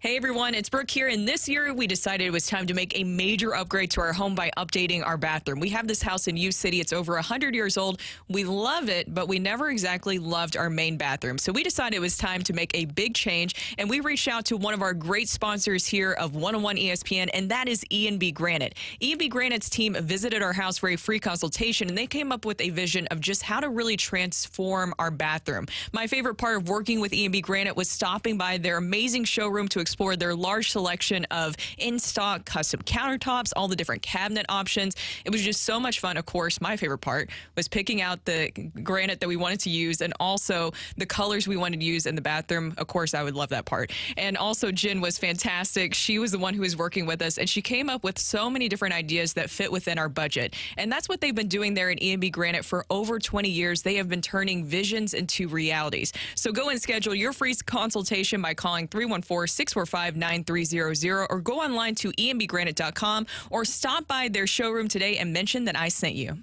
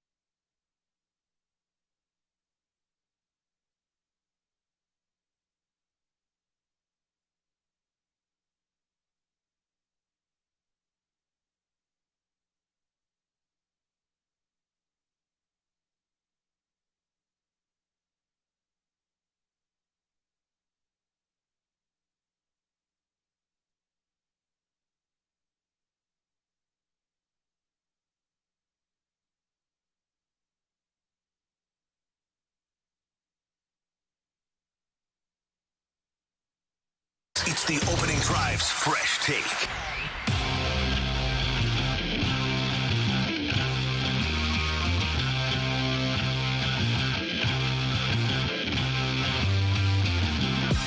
In St. Louis, time check brought to you by Clarkson Jewelers, an officially licensed Rolex jeweler. I want to be on the side of the Major League Baseball Players Association, but when they come up with disingenuous items like they did this weekend, it makes it difficult. The executive director of the Major League Baseball Players Association, Tony Clark, issued a release on Saturday after both Spencer Strider of the Braves and Shane Bieber of the Guardians were announced to have Tommy John surgery. And he wrote in his release, Clark did, despite unanimous player opposition and significant concerns regarding health and safety, the commissioner's office reduced the length of the pitch clock last December, just one season removed from imposing the most significant rule change in history, in decades. Since then, our concerns about the health impacts of reduced recovery time have only intensified. The league's unwillingness thus far to acknowledge or study the effects of these profound changes is unprecedented. Major League Baseball retorted after he had said that baseball was not studying the changes. And baseball said, this statement ignores the empirical evidence, a much more significant long-term trend over multiple decades of velocity and spin increases that are highly correlated with arm injuries. Nobody wants to see pitchers get hurt in this game, which is why MLB is currently undergoing a significant comprehensive research study into the causes of this long-term increase, interviewing prominent medical experts across baseball, which to date has been consistent with an independent analysis by Johns Hopkins University that found no evidence to support that the introduction of the pitch clock has increased injuries. So while Tony Clark is saying that Major League Baseball does not want to study it, baseball has evidence that they are studying these issues. And Tony Clark is saying that Tommy John is a product of the pitch clock. Did he not watch the 2011 Cardinals with Adam Wainwright being on the shelf with Tommy John? Did he not watch the 2016 Cardinals with Lance Lynn? Did he not watch the 2007 Cardinals before the pitch clock with Chris Carpenter? Did he not watch when Jason Isringhausen pitched and had 3 separate surgeries, Tommy John surgeries? And does he not apply the logic of pitchers in the last decade or so, utilizing max effort on every single pitch and having to have Tommy John? Doesn't he understand that correlation? I wish that Tony Clark would have been a little bit more rational and logical in this release. It sounds like he was just flying off the handle because he saw a couple of guys getting Tommy John. It's not the pitch clock, and there's a lot of stats and data that shows that and proves that. It's because of the increased velocity that we've seen that is going over the years. It continues to increase, and that's the reason why he wants to point to the pitch clock, right? Because if you point to the velocity, which is something that, of course, is continuing to grow in Major League Baseball, you want guys that throw fast. You're seeing guys who are hitting like high 90s with their fastball right now. That is the expectation because that's where the trend, where money goes. So, of course, he's not exactly going to call that out because that's better for the players. That's something that works out well for him. But you actually have a lot of players who are speaking out and saying that this is not a good thing. So Chris Bassett, a pitcher for the Toronto Blue Jays, was recently on the Chris Rose rotation, and he said his takeaway on why Major League Baseball has a problem with pitching injuries is because of the velo.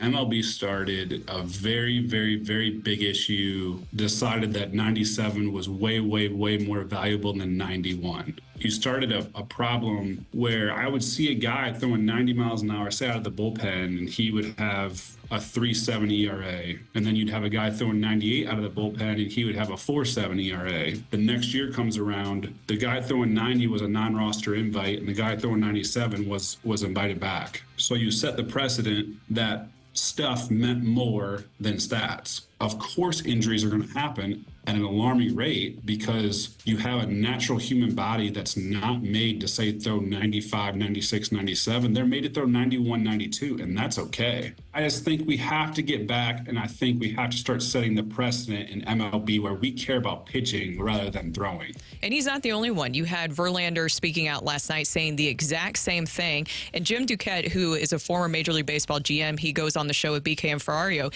He posted this stat on X last night. Pitcher injured list stints have gone from 241 in 2010 to 552 in 2021. That's all obviously prior to the pitch clock. So no Tony Clark. Maybe the pitch clock has some effect on the pitchers mentally because it's slightly different. But this comes back to the increase in wanting more velo from your pitchers. It's the increase in velo. That's what we're seeing right now. Several years ago, Brooke, I asked 4 or 5 former major leaguers whether they thought that, and it was coming right out of the pandemic, so 21 or so, I asked if they thought that if the draft were held that summer, if Greg Maddux would have been drafted. And universally they said no, because he didn't have the velo. And that's all they look at. And Bassett's right. Baseball, and this is a Cardinal problem throughout their system, not just with pitching, but they're so process-oriented that they don't really concern themselves with results. We talk about this all the time. Last year, when Jordan Walker got sent down, they didn't like the way he looked. They didn't care about the way. What did they say again? Yeah, it was, we need more launch angle and more, I think, a higher walk rate. And rather than looking at the results, which were good at the time, they said, no, we don't like the way it looks. So I agree with Bassett 100% that baseball, and this is MLB, and this is the management people, they need to look more at results rather than process. And oh, by the way, why do managers like Bruce Bochy and Dusty Baker and Brian Snitker win? Because they do look at results. Not that they completely avoid process. I mean, Spencer Strider was a member of the Braves pitching staff until a couple days ago when he got hurt. Exactly. But results matter. And ultimately, that's what you should be gunning for rather than 97. Like Bassett said, take the guy that has a 3.7 ERA that throws 91 rather than the 4.7 that throws 97 and see how you do. We just talked about Jordan Hicks and how hard it is losing him and seeing him have success. One of the things that he spoke about recently with the Giants is that he doesn't mind a drop at velo. And what did you hear during his time with the Cardinals system? The Cardinals wouldn't even ask him. I asked Mike Schultz one day, I said, wouldn't you be better off if Hicks had better command and scaled back from 103 to 99?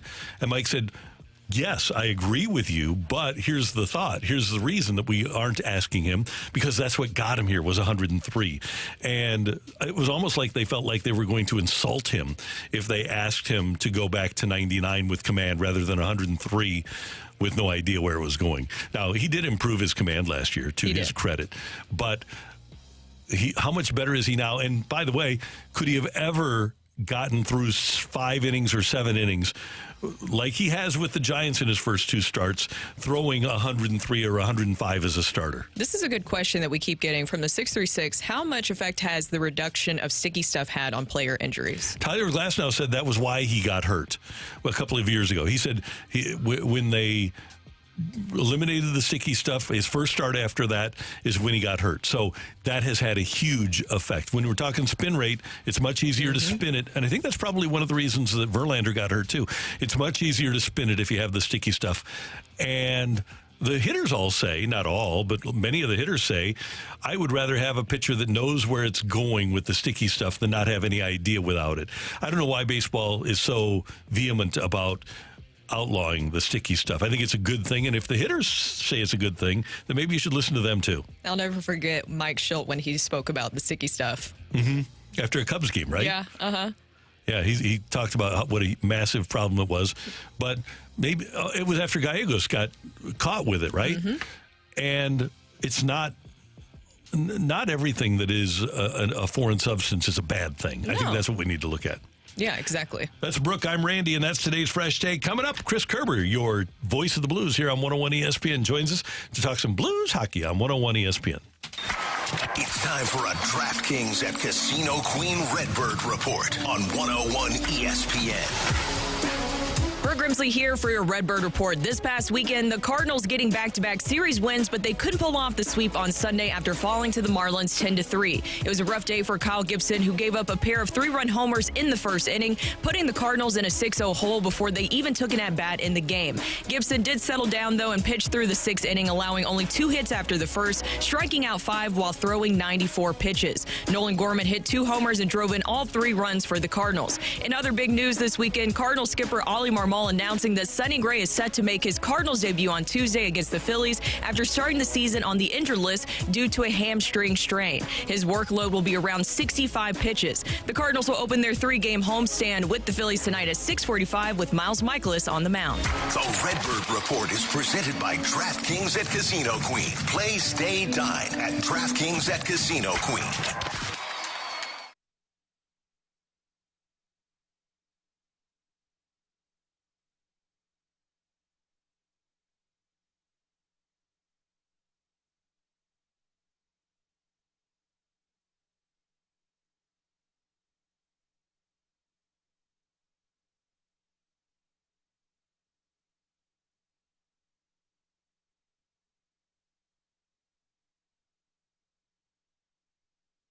If you need bold banners to boost your business, but you're on a budget, think Staples. Posters, flyers, signs, and menus for less? Think Staples. Staples can print anything you need to move your business forward. Now at Staples, save $50 on your print purchase of $150 or more. Same-day service available on hundreds of items if you order by noon. And all backed by Staples' Print Perfect guarantee. So it's done right or it's printed again free. Staples, your local print and marketing expert. N61, visit staples.com/print for details.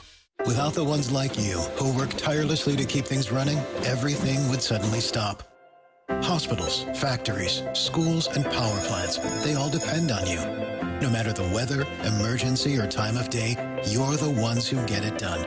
At Grainger, we're here for you with professional-grade industrial supplies. Count on real-time product availability and fast delivery. Call, click Grainger.com, or just stop by. Grainger, for the ones who get it done. All right, that heat is starting to come. I mean, you might as well start off the spring and the summer with an eclipse, right? Well, what are you going to do when your HVAC eclipses on you? Here's what you're going to do. You're going to call Classic Air Care, or you can go online at classicaircare.com, and I got a better idea.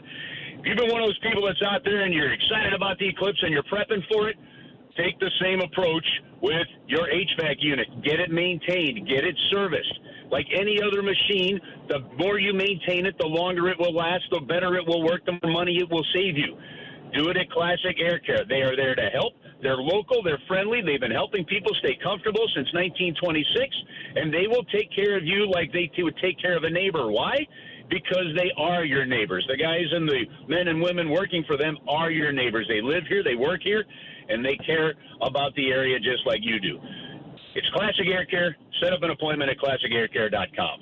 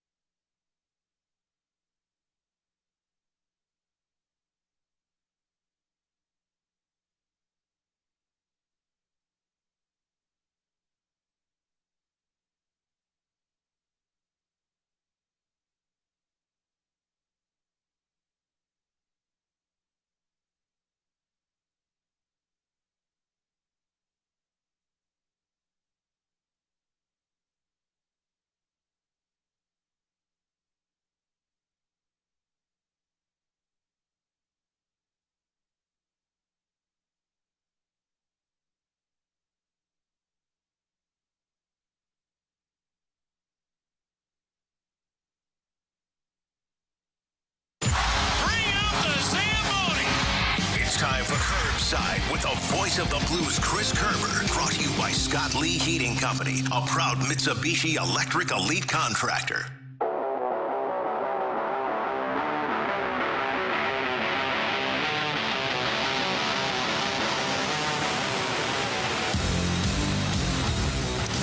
Brooke and Randy, the opening drive on 101 ESPN, and the voice of the Blues here on 101 ESPN. Chris Kerber joins us this morning as the Blues get ready to head down the stretch of this 23-24 campaign. Kerbs, good morning. How you doing?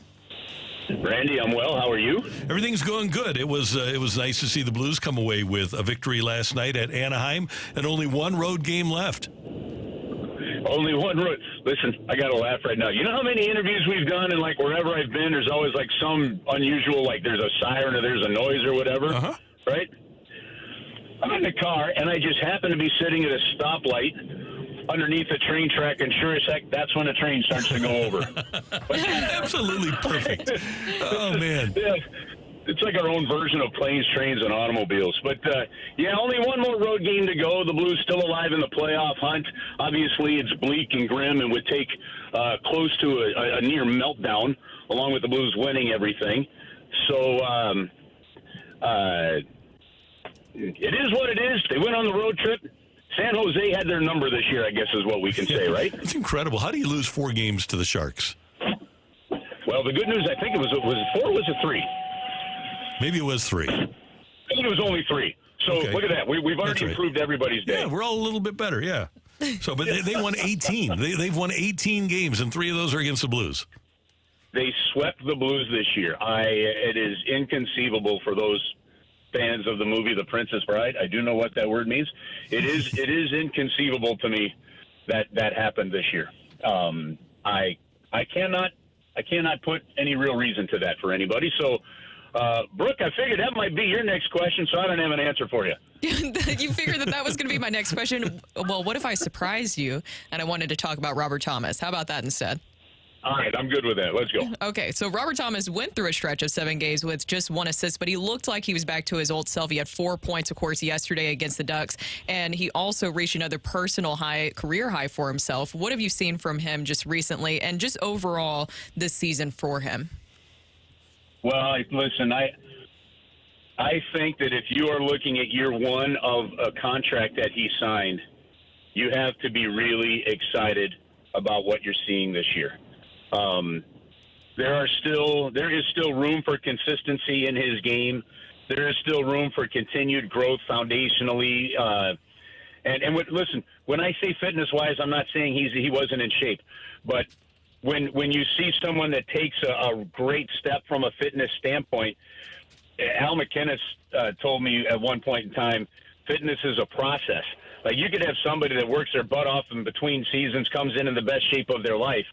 But if they continue that process, they've built on it, and they're in even better shape than that the next year, but they couldn't get to that next year without the first year, right? And so if you look at somebody's, in my opinion, like Robert Thomas, the entire game, whether it be fitness, face-offs, confidence. We talked a lot about all these young guys and just the confidence that Bolduc is getting, or Tucker, or Dean, or Kessel, or Neighbours, right? That same thing works for Thomas. This was his first season as a number one center in the National Hockey League. And I do believe he will get or should get Selke votes. Now, I don't believe, especially with the team success, that it's going to be anywhere close to put him in the realm of a finalist. But if you expand it out to 6 or 7, if you're not including Robert Thomas in that thought process, then I don't think you're – well, then I don't know that you should be voting for the Selke. So I think he's had a terrific season. And let's put 80 points for a St. Louis Blue real quickly into perspective. We're seeing, like, Kucherov, 133, 160 points, 150 points for McDavid. We're seeing point totals go up to the hundreds that we haven't seen, to be honest with you, since the late 80s, early 90s. We haven't seen that from the Blues, have we? Right? I mean, the last player, you had Tarasenko hit 82 points his second to last season as a Blue, and prior to that, you got to go back to 2003 with Pavel Demitra. So while it may not be the level of what we're seeing with some point totals around the NHL, from a St. Louis Blues perspective, it is fantastic. And Kerbs, well, that is great. I'm looking for the Blues bell cow, and I want to know if that guy is on the roster. The Rangers have the best record in the league, and there's no doubt that Panarin is their best player. Boston has Pasternak. You mentioned a couple of guys like Kucherov or McKinnon or McDavid. Who is or will be the Blues bell cow that can carry them to wins in the future? Maybe not next year, but in the future. Do they have that guy? I don't know that they have that guy on that roster right now. I wonder if that guy will become a Dvorsky. Different kind of bell cow, maybe. If you project that a Jake Neighbours becomes a lot like a Braden Shen, right? You're going to be really happy with that. Mm-hmm. I'm trying to think of, if a Snuggerud, who from one former general manager was described to me as an Oshie plus, I still don't know that that's a bell cow, right? I agree. The thing about TJ, and we all love him, but he became great when he started playing with a playmaking center. Yeah, and that is a lot of guys in the NHL. Yep. I don't know that they have that just yet. Could Jordan Kyrou become that? Man, he's got the offensive skill. Does he have the ability to put the rest of the game together? Do the Blues play a system that allows that to happen? It's a great question, Randy, and I don't know if one of these young guys that's currently on the roster could develop into that.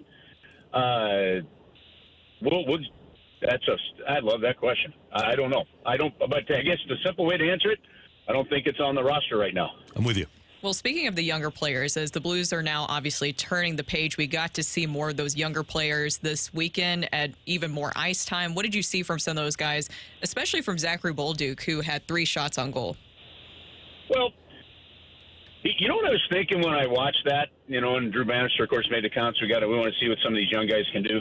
How many times, especially in our St. Louis sports scene, with what's happened even recently with the Blues, or how many times from a Cardinals standpoint have you sit there and said, just call the young kids up, put them in, we got to see what they can do, right? I think a lot of times general managers, coaches and stuff know what the young guys can do, right? Yeah, every now and then you get someone, the Vince Colemans that'll burst on the scene and just take it by storm right off the start, right? But you typically still have to bring some things along. I look at it this way, Brooke, that think they were fine. Don't think anybody was great.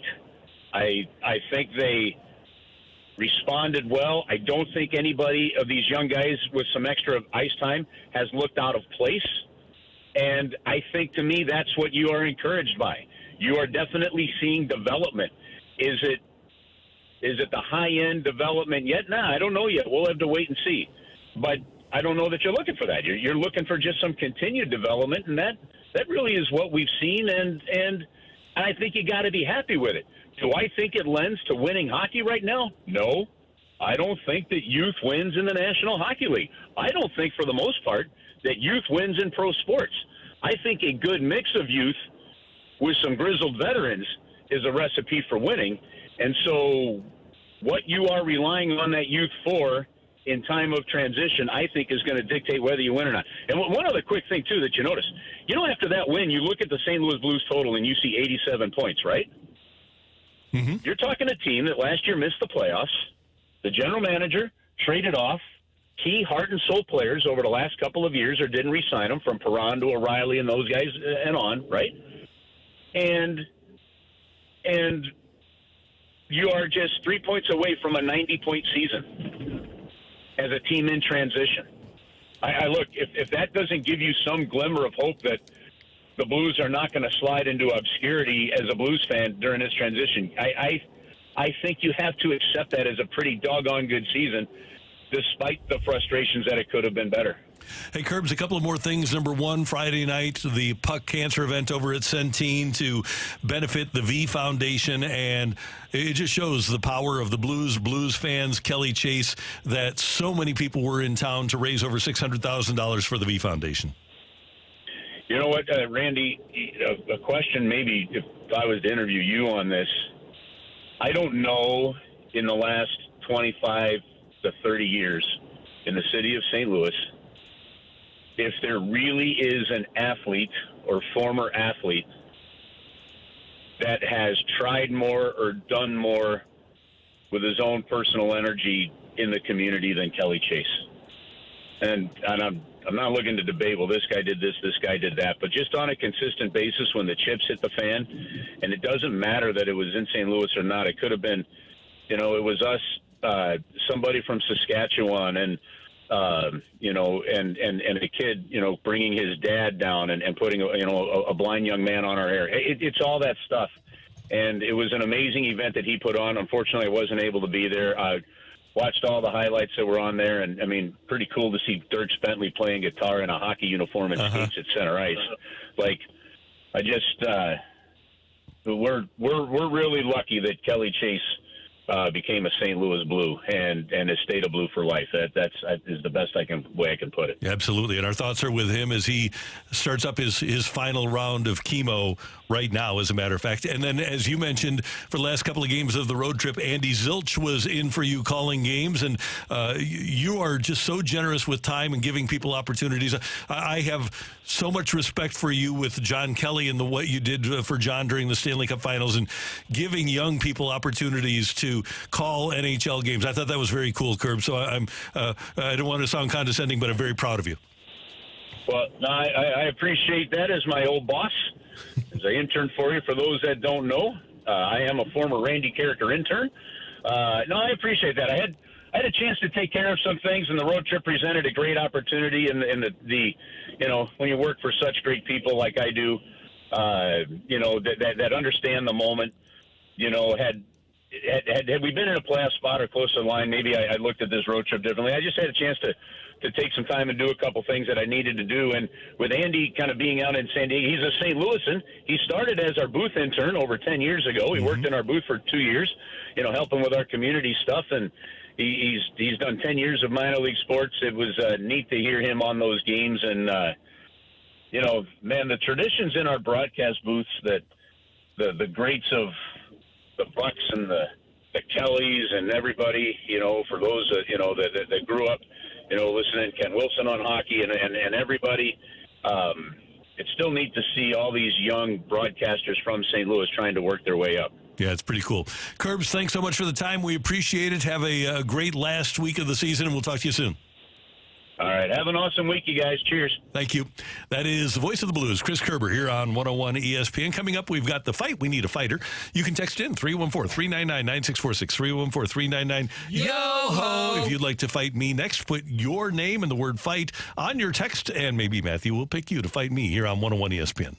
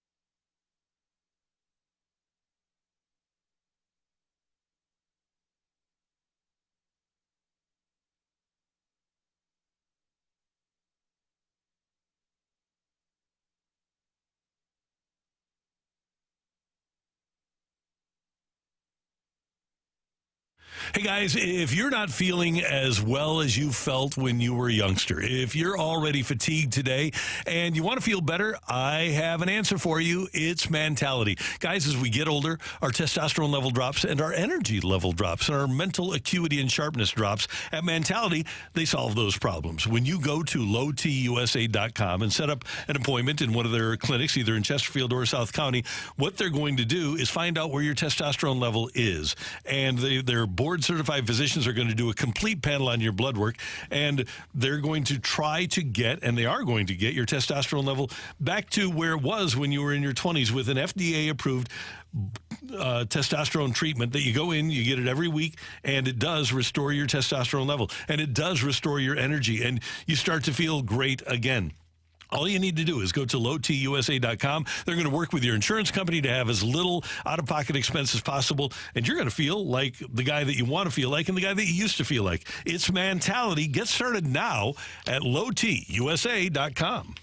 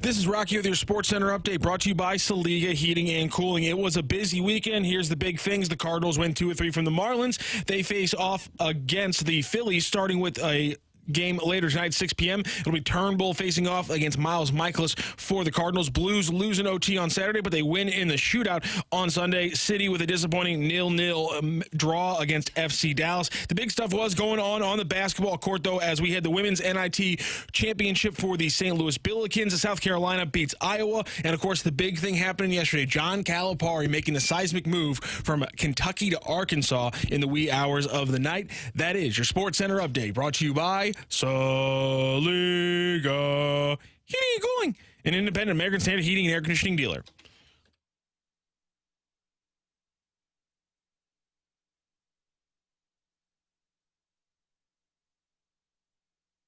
Fight! In the red corner, Average Joe Listener. And in the blue corner, the undisputed king of morning drive. Please welcome Randy Kerber.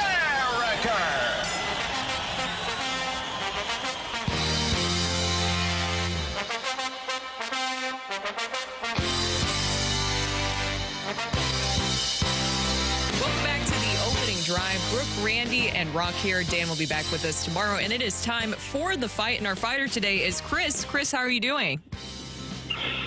I am great. How about you guys? Oh, we're doing great. Did you have a great weekend? Wasn't too bad. Did you go to any of the games this weekend? It felt like everybody and their mom was downtown this past weekend. I did. I went to the victory on Saturday. It was pretty darn good weather. Oh, nice. Great. Well, are you ready to face Randy in the fight? I hope so. Okay, we'll start with question number 1, Chris. Who hit the most home runs in Busch Memorial Stadium, Busch Stadium 2 history? Is it Ray Lankford, Jim Edmonds, or Mark McGwire? I'm pretty sure that was Ray Lankford. Seeking a Marshall Falk security blanket, the Rams drafted trunk candidate at the end of the 2001 round out of which school? Was that Arizona, Auburn, or UCLA? I think he was a Wildcat. Was it Arizona? Yeah. Arizona. All right, question 3, Chris. Who was the last sole commissioner of the AFL, serving for only a few months before the merger with the NFL was finalized? Was it Paul Brown, Hank Stram, or Al Davis? That's a tough one.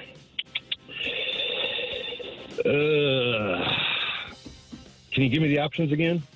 Paul Brown, Hank Stram, or Al Davis? I want to say Hank Stram, but I'm not sure. Let's go with Hank Stram.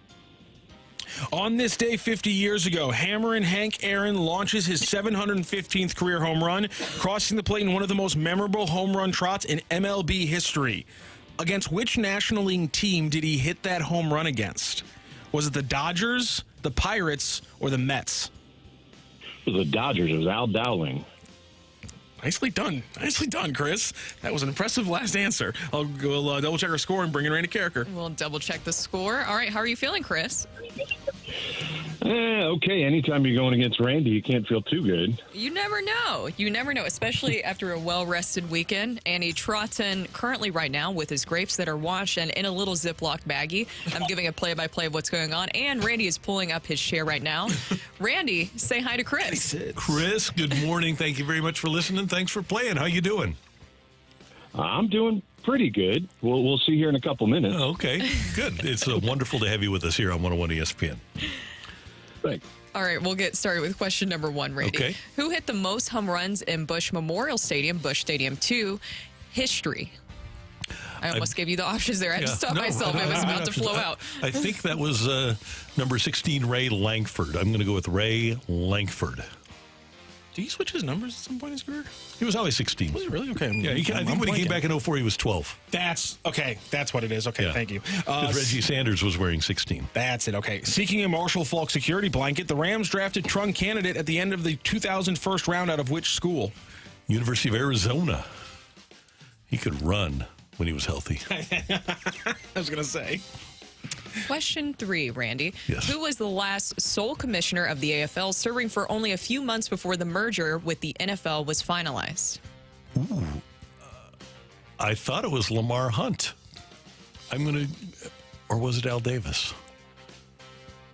Hold on here. You know what? I'm going to go with Al Davis rather than Lamar Hunt. All right, Randy, on this day 50 years ago, Hammerin' Hank Aaron launches his 715th career home run, crossing the plate in one of the most memorable home run trots in MLB history. Against which NL team did he hit that home run against? He hit it against Al Downing of the Dodgers. And one of the great stories is you watch that. If you aren't aware of this, the late, great Craig Sager met him at home plate. So Sager was down on the field and met Hank Aaron. I watched that live when I was a kid. I had no idea who Craig Sager was, but I watched that because it was such a huge moment in sports and in American history. As someone born in 1991, I have never not been absolutely baffled by the two fans who get onto the field and like shake his hand as he's rounding third. That is always and forever will blow my mind that somehow happened in that moment. Like that actually happened. Like it looks like it's out of a movie. Yeah, it really was. And then the Vin Scully call for the Dodgers. Here in the Deep South, a black man has broken Babe Ruth's record. You know, damn, he really leaned into that one. Yeah, he Good really for did, him. big time. Yeah. Go, Vin Scully, go. All right, we have a winner in today's fight. I will say, on question 4, you both not only called out the correct team, you both called out the pitcher in your answer. So Chris brought his game against Randy Carricker today. Was it enough to take down Megamind on a Monday? Or does Randy Carricker roll on through? Ring that bell. Go crazy, folks! Go crazy! The winner and still champion of the fight, Randy Carricker. The fight is presented by Golf Discount of St. Louis, with the most experienced club fitters in town. Why shop anywhere else? I'm sorry, Chris. Impressive fashion today in the fight. You got 3 correct, but Randy Carricker hit the jack and he beat you 4-3. No beating perfection. Yeah, that's the tough part. Well, let's go through the questions and answers. It is, in fact, Ray Lankford with 123 home runs, the most in Busch Stadium 2 or Busch Memorial Stadium history, seeking a Marshall Falk security blanket, but he didn't really work out when the security blanket also gets hurt whenever the main guy gets hurt. The Rams drafted trunk candidate in the end of the 2001 round out of Arizona. The last sole commissioner of the AFL, serving for only a few months before the merger with the NFL was finalized, and I bet he was so happy about this, was in fact Al Davis. He was pretty teed off that they made him commissioner, and then everything went the other way pretty fast on him. And then on this day, 50 years ago, one of the most legendary moments in baseball history, Hammerin' Hank Aaron launches 7-15 on against Al Downing of the Los Angeles Dodgers. So a 4-3 win for Randy Carricker. By the way, we did have to make a question change during the Chris Kerber interview because number 3 originally read as with 6 points in the weekend back-to-back, Robert Thomas set his career high in points and passed the 80-point mark. Who was the only other Blue to hit that mark in the last 20 seasons? We found out it was 82 points by Vladimir Tarasenko just a couple seasons ago, and it was 2003 when Pavel Bure also had over 80. That's why it's the 20-year. Dimitri, excuse me, had the 20-year breakdown there. So we had to switch that one around, and that ended up being the one that got Chris on the Al Davis question. So, Chris, thank you so much for joining the fight and joining the show today. Thanks, guys. Thanks, Chris. Great to have you with us on 101 ESPN. Coming up, we've got, they said, what? With Brooke, Matthew, and Randy on 101 ESPN.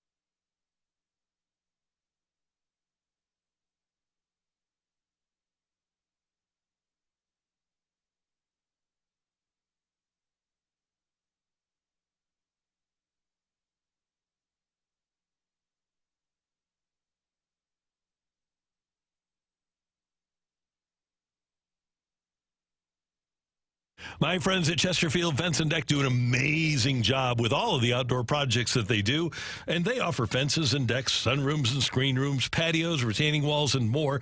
They've been around for 56 years at Chesterfield Fence and Deck, and they are a company that you can trust with your home. You're going to get expert advice from their knowledgeable project consultants on selecting the right product for your home, followed by an installation team of professionally trained craftsmen who take pride in their work and work here in St. Louis for Chesterfield Fence and Deck. And their fences are fantastic, cedar or vinyl. I've got a vinyl fence from Chesterfield Fence and Deck. They've got beautiful cedar and Vecca deck vinyl decks as well. And they've got a new color this year, pewter, a gorgeous gray that has beautiful variation throughout for a more natural look. And if you want a sunroom or a screen room, they'll come out and provide you a free, no-obligation project design from Chesterfield Fence and Deck. They're on the web at chesterfieldfence.com. Give them a call if you'd like to do that, 800-300-4054, and they'll come out and provide you everything you need. Chesterfield Fence and Deck, the sign you have the very best.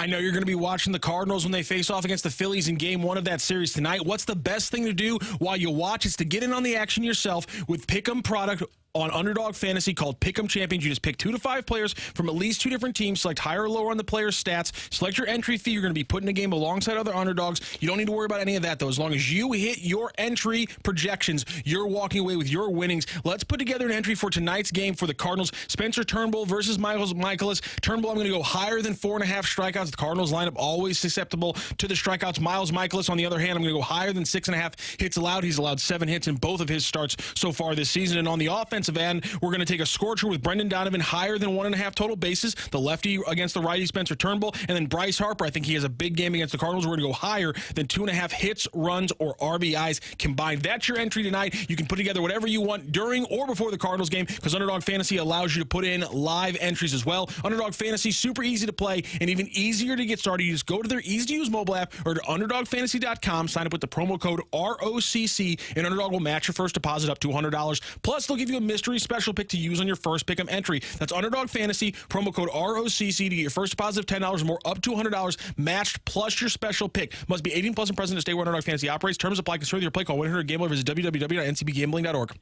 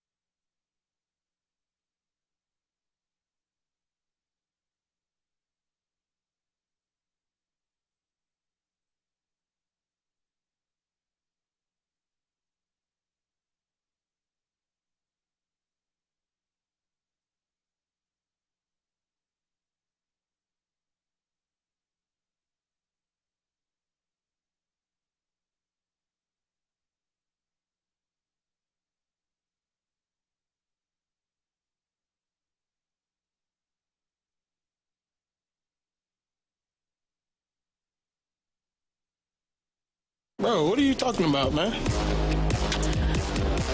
What you talking about? What the hell are you talking about? What you talking about? Do you actually listen to yourself when you speak, or do you find you drift in and out? What you talking about? Bro, I'm out, man.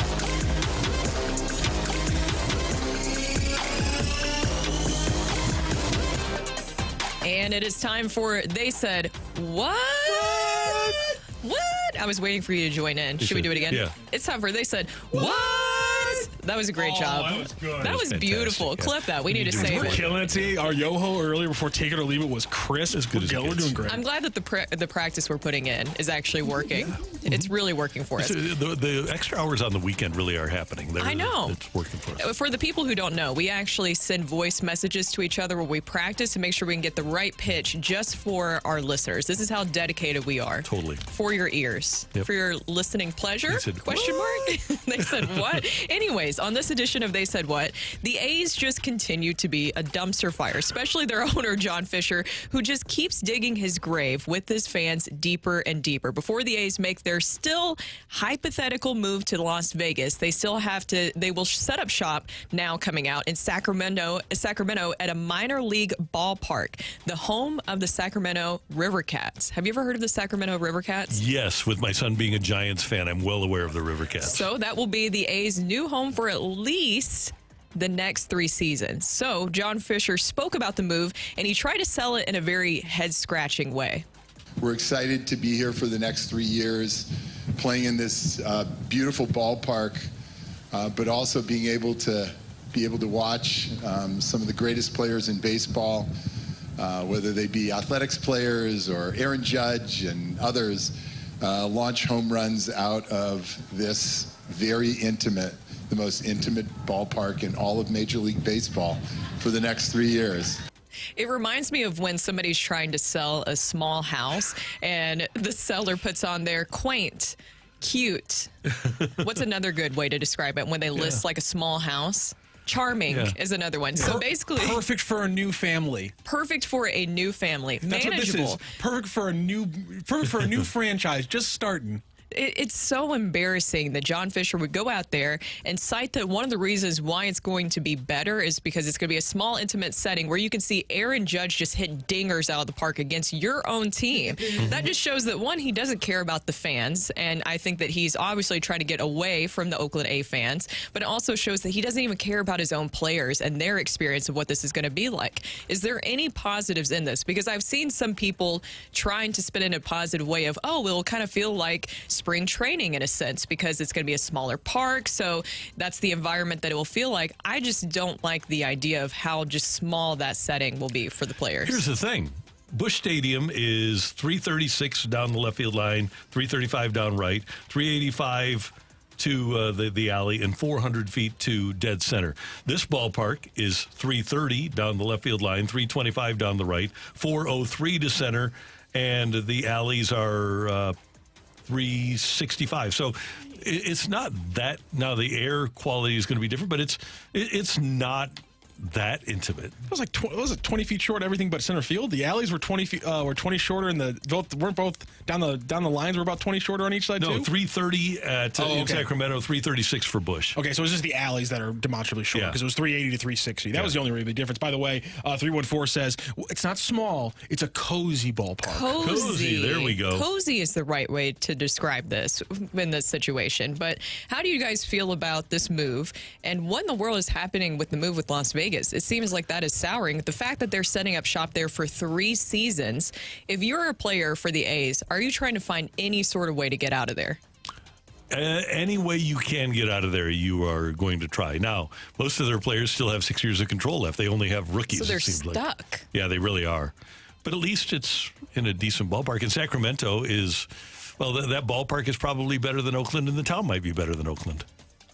You don't feel any sympathy for them that Oakland's losing their team? I totally feel sympathy for them. But from a player's perspective, if you have to be with the A's, at least you're in a decent spot for your home games. It's going to be really bad, though. If you were a veteran player, like those guys have to move from a first or second year player, has to have a place in Oakland. Next, you're moving to Sacramento, and then if you stay with the A's, have to move to Vegas, too. You have to make multiple moves just to be a member of the Oakland Athletics. It's ridiculous. It really seems like he's just trying to get rid of any sort of fans associated with Oakland, anything associated with Oakland, because there have been players, too, that have been wearing the last dive bar. We spoke about this before, those wristbands, and then they're just suspiciously demoted, if you believe in that conspiracy theory. I don't even think that it's that much of a conspiracy theory. It seems like fact.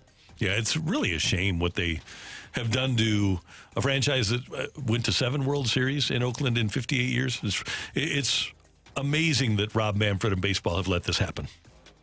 They went to 3 in a row there in the late 80s. I mean, and 4 in a row in the 70s. Yeah, 4 in a row in the 70s. One of the best jerseys in all of baseball history. Some of the most exciting players in all of baseball history. Yeah. It's depressing what we've watched him do. And here's the thing.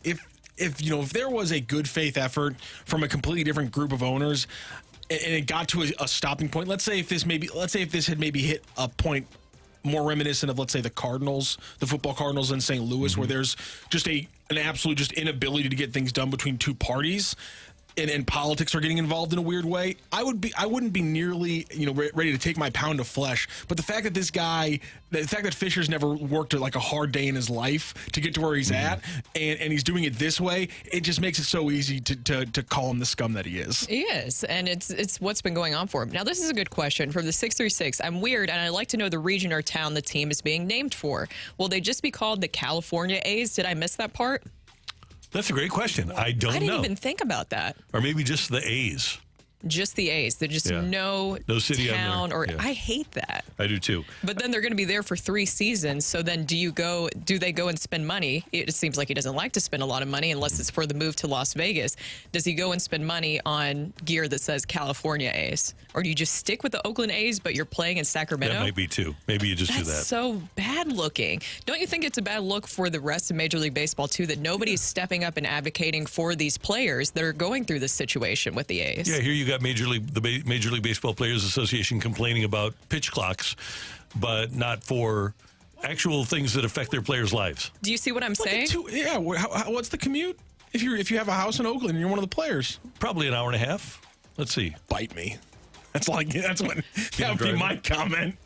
Are you kidding me? Get the hell out of here. It just seems like it's a chance for Major League Baseball and their Players Association to stick up for those players. And I haven't seen the Players Association say anything yet about what the A's players are going through. Imagine what that situation is like for them. That's a time where you should be sticking up for those players. No doubt about it. So it's 81 miles. An hour and 19 minutes. 314 says that the MLB announced they will be just called the Athletics with no geographic designation. Yeah. Here's the other thing. Cowards. If you're old school, I mean really old school, and you can remember 1954, the Philadelphia A's moved to Kansas City for the 1955 season. The Kansas City A's moved to Oakland for 1968. Now, in 2025, the Oakland A's are going to move to Sacramento, and then in 2027, the Sacramento A's are going to move to Vegas. So you'll have had 5 homes. I would guess that you would call that franchise that moves around a little bit, huh? Yeah, somebody literally just texted in and said have the A's move more than their team. I think 5's got to be the record. Yeah, Philly, Kansas City, Oakland, Sacramento, Vegas. I would say so. Yeah. I mean the Kings of, ironically enough, Sacramento, Omaha, Kansas City, and Sacramento. Buffalo, because they started off as the Braves, right? No, Buffalo was the Clippers. Okay, yeah, you're right. Yeah, but Cincinnati Royals, right? That's what it is. Oh, so that might actually. Let me see. That might. And then Kansas City, Omaha Kings. This is the king. I think the Kings are the king because they start off in 1923 as the Rochester Seagrams. Mm-hmm. Then they become the Rochester Royals. Right. Then the Cincinnati Royals, Kansas City, Omaha Kings, Kansas City Kings, Sacramento Kings. So I mean Rochester, Cincinnati, Kansas City, Omaha, Kansas City, and then Sacramento. So ironically enough, Sacramento will now be part of the 2 only teams that I think have gone 5 by 5. Well, there goes a trivia question. Dang it, darn it. And Kansas City / Omaha, they just played a few of their home games in Omaha. Their base was Kansas City. That was my first thought. I would have gotten that anyway. Randy, of course you would have. Yes, but we keep getting texts in where people are saying the Players Association is more concerned about the pitch clock. And that is what's happening right now. I haven't seen one single statement, and maybe I'm wrong. Somebody could text that in if they've seen a statement otherwise from Tony Clark, but I haven't seen anything from the Players Association about what the A's players are going through. And it seems like they're the ones... outside the fans, of course, the fans losing their team is huge, but the players going through this within your system, within Major League Baseball, how is that a good thing for the rest of baseball? It's a terrible look. It really is. It's unbelievable that baseball's letting that happen. That's Brooke, and they said, what? Coming up next, we got the Rush Hour Reset for you here on 101 ESPN.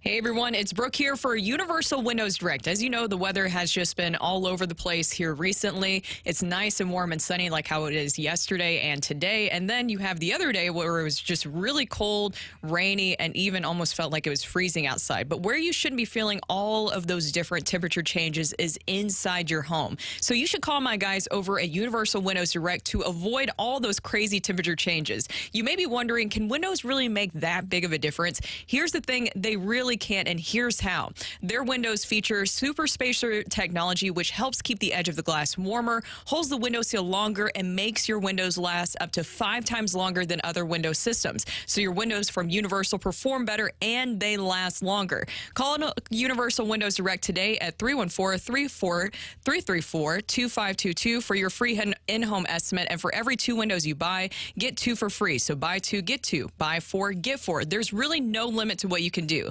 Plus, they'll upgrade your new windows to triple pane glass for free, and they'll double your energy tax credit. Restrictions apply. Tell them I told you to call and get $250 off your next project for the last windows you'll ever need. Go to universalwindowsdirect.com. Like me, you'll be saying, I love my windows.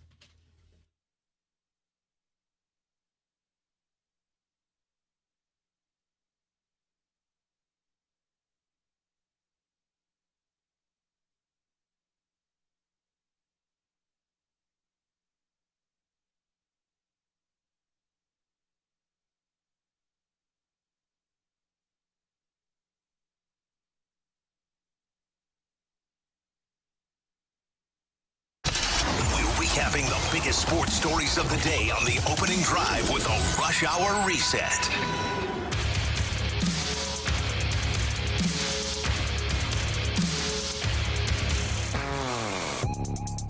It is 9:07 in St. Louis. Your time check brought to you by Clarkson Jewelers, an officially licensed Rolex jeweler.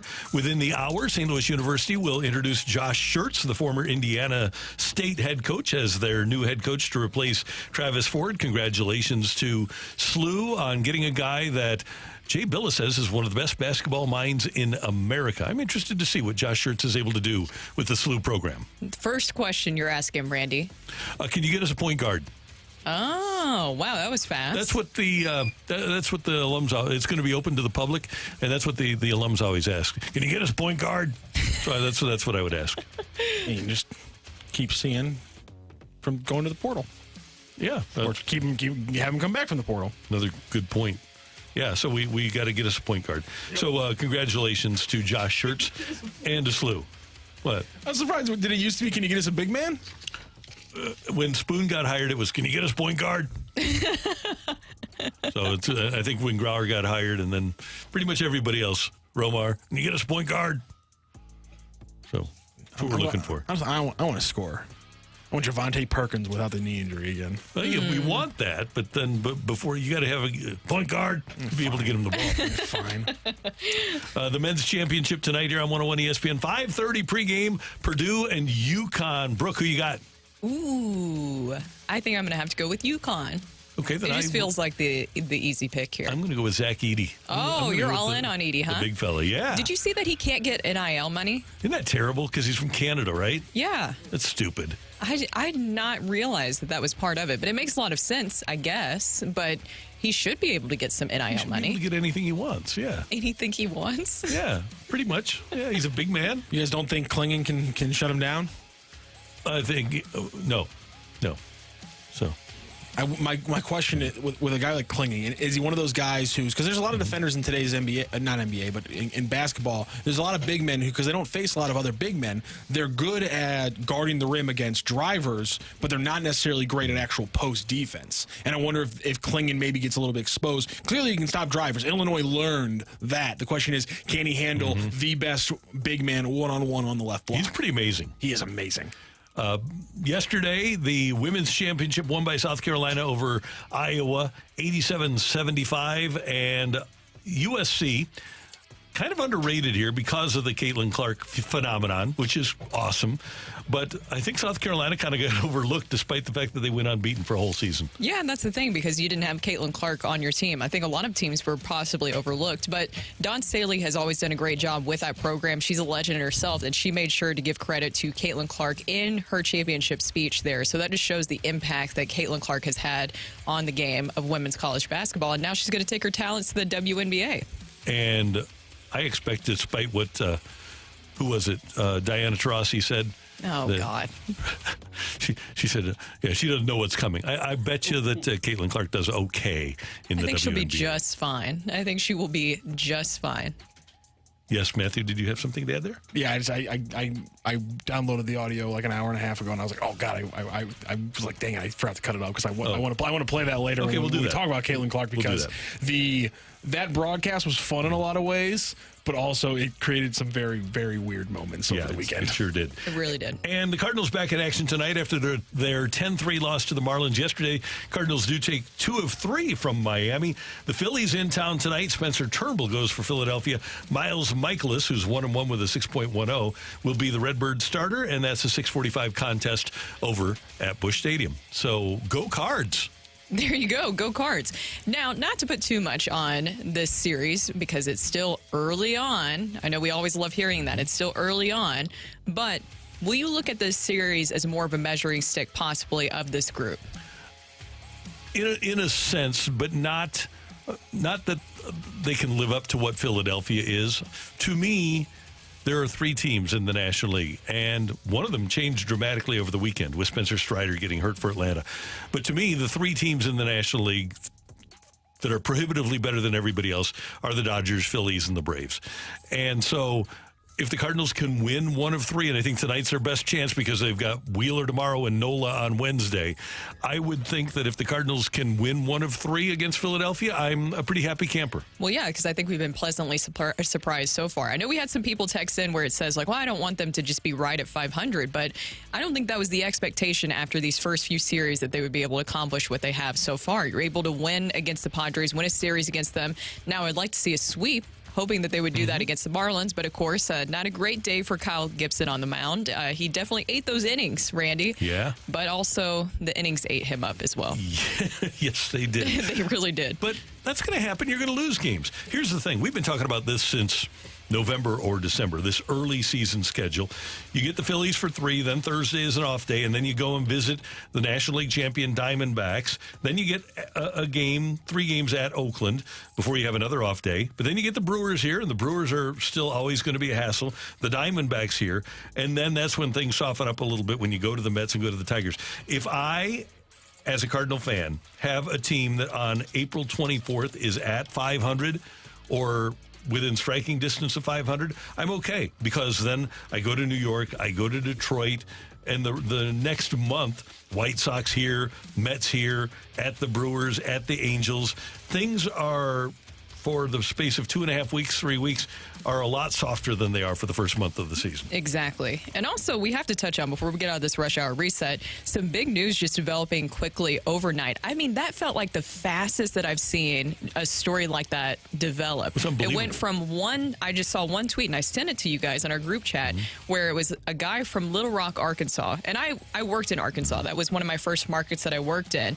And Fayetteville is the hub of, obviously, where you get all of your sports information. And so it was kind of strange to me that a guy from Little Rock was scooping on this, and then all of a sudden it was like, oh, is this really happening? Yeah. We were going back and forth, and it's like, oh, he's gone. He's going to Arkansas for 5 years. John Calapari going to Arkansas. I was not expecting any of that to happen, but now that I'm looking back of it, is it really that surprising that he would look to exit Kentucky? We thought about that when they got eliminated from the NCAA tournament. Would he be back? But wasn't the Kentucky buyout, if they fired him, something like $33 million? Yeah. But he doesn't have a buyout to leave. Exactly. I couldn't believe that. I couldn't believe that he basically has made himself a perfect situation there where he could exit. So now with Arkansas, how much you want to bet that this is what happens? He's going to be like the guy, who divorces from his ex-wife, and this could go vice versa the other way, and all of a sudden gets a personal trainer, starts caring about his appearance a little more, more and also has this big sum of money to play with. That was a big factor in this because of NIL, this NIL package. I'm sure somewhere Eric Musselman is saying, where was that NIL package for me? Right.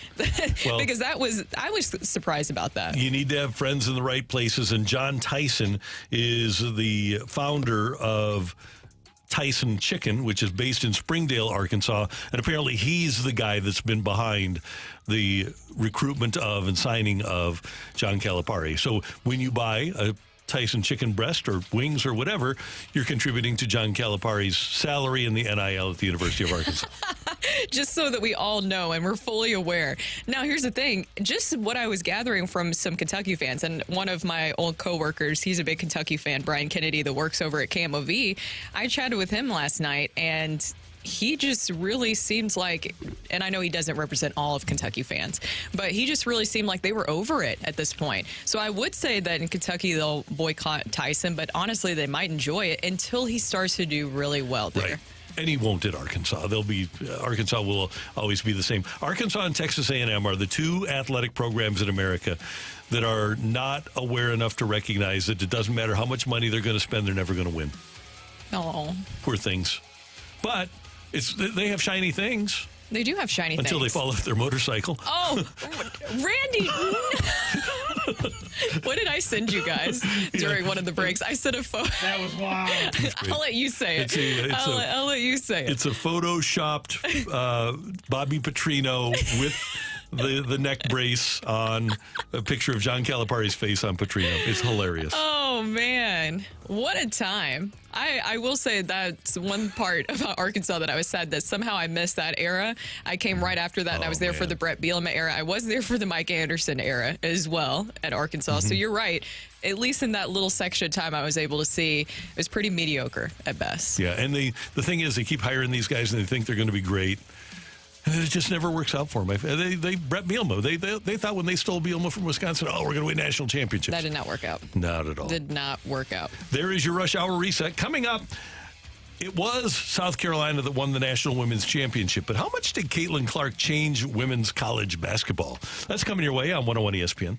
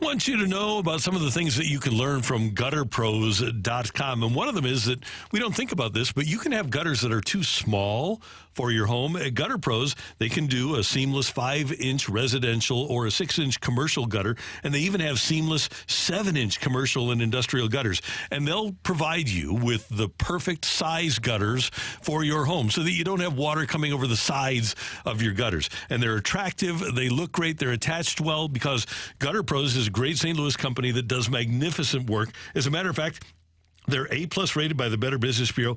And at gutterpros.com, they get 4.9 out of 5 stars on their reviews. If you want better looking and more functional gutters, Gutter Pros is the place to go. They're based in St. Louis. They cover an area of about 50 miles from their downtown office, both Missouri and Illinois. Their sales manager is from St. Louis, loves St. Louis, and he's all about you. And they're going to be low pressure when they come out to provide you an estimate. If you need new gutters, know that Gutter Pros has water go where they tell it to go. So you need gutterpros.com. Set your appointment today.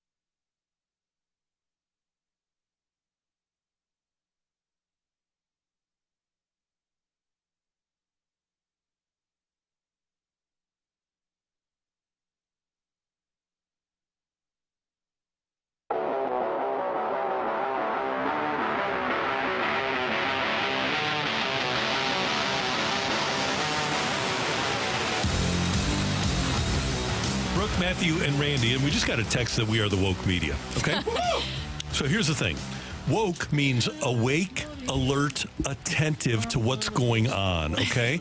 If you don't want people to be awake, alert, and attentive to what's going on, then go elsewhere. If you don't want quality information, if you want to go to lazy people that are sleepy and don't care, go somewhere else. But we are awake, alert, and attentive to what's going on. We apologize for that. Exactly. And we pay attention to everything, including we are the second alert weather team here. And happy Solar Eclipse Day, everyone. And to all that celebrate, but do not celebrate by looking directly at the eclipse. No, that is something. You see, that's the awareness we bring, Randy. That is, as woke media. Exactly. Yeah, so... But look at it if you want, I guess. No, please don't. Just because somebody you might respect looks at it, don't. I think it's crazy that you guys are buying this whole eclipse thing. Oh, no. Sure. Okay. What are they really hiding, huh? What are they trying to pull up while we're all looking up? While we're all looking up, what's going on the ground? That's the question. We will get ratings today for the women's college basketball championship game. And without question, in my mind, we're going to get the largest ratings ever. For the Elite Eight matchup that Iowa and Caitlyn Clark played, they drew 12.3 million fans. Then the UConn-Iowa game drew 14.2 million viewers. The ratings for their LSU game were greater than any other basketball game except Game 5 of the NBA Finals over the course of the last year. The UConn ratings were greater than any sporting event except for NFL games over the last year. The common denominator among good TV ratings in college basketball has been Caitlyn Clark. And for most observers, and I'm not an expert, I told you earlier, Brooke, This is the first time I've ever watched women's basketball games in their entirety. Why? Because of her.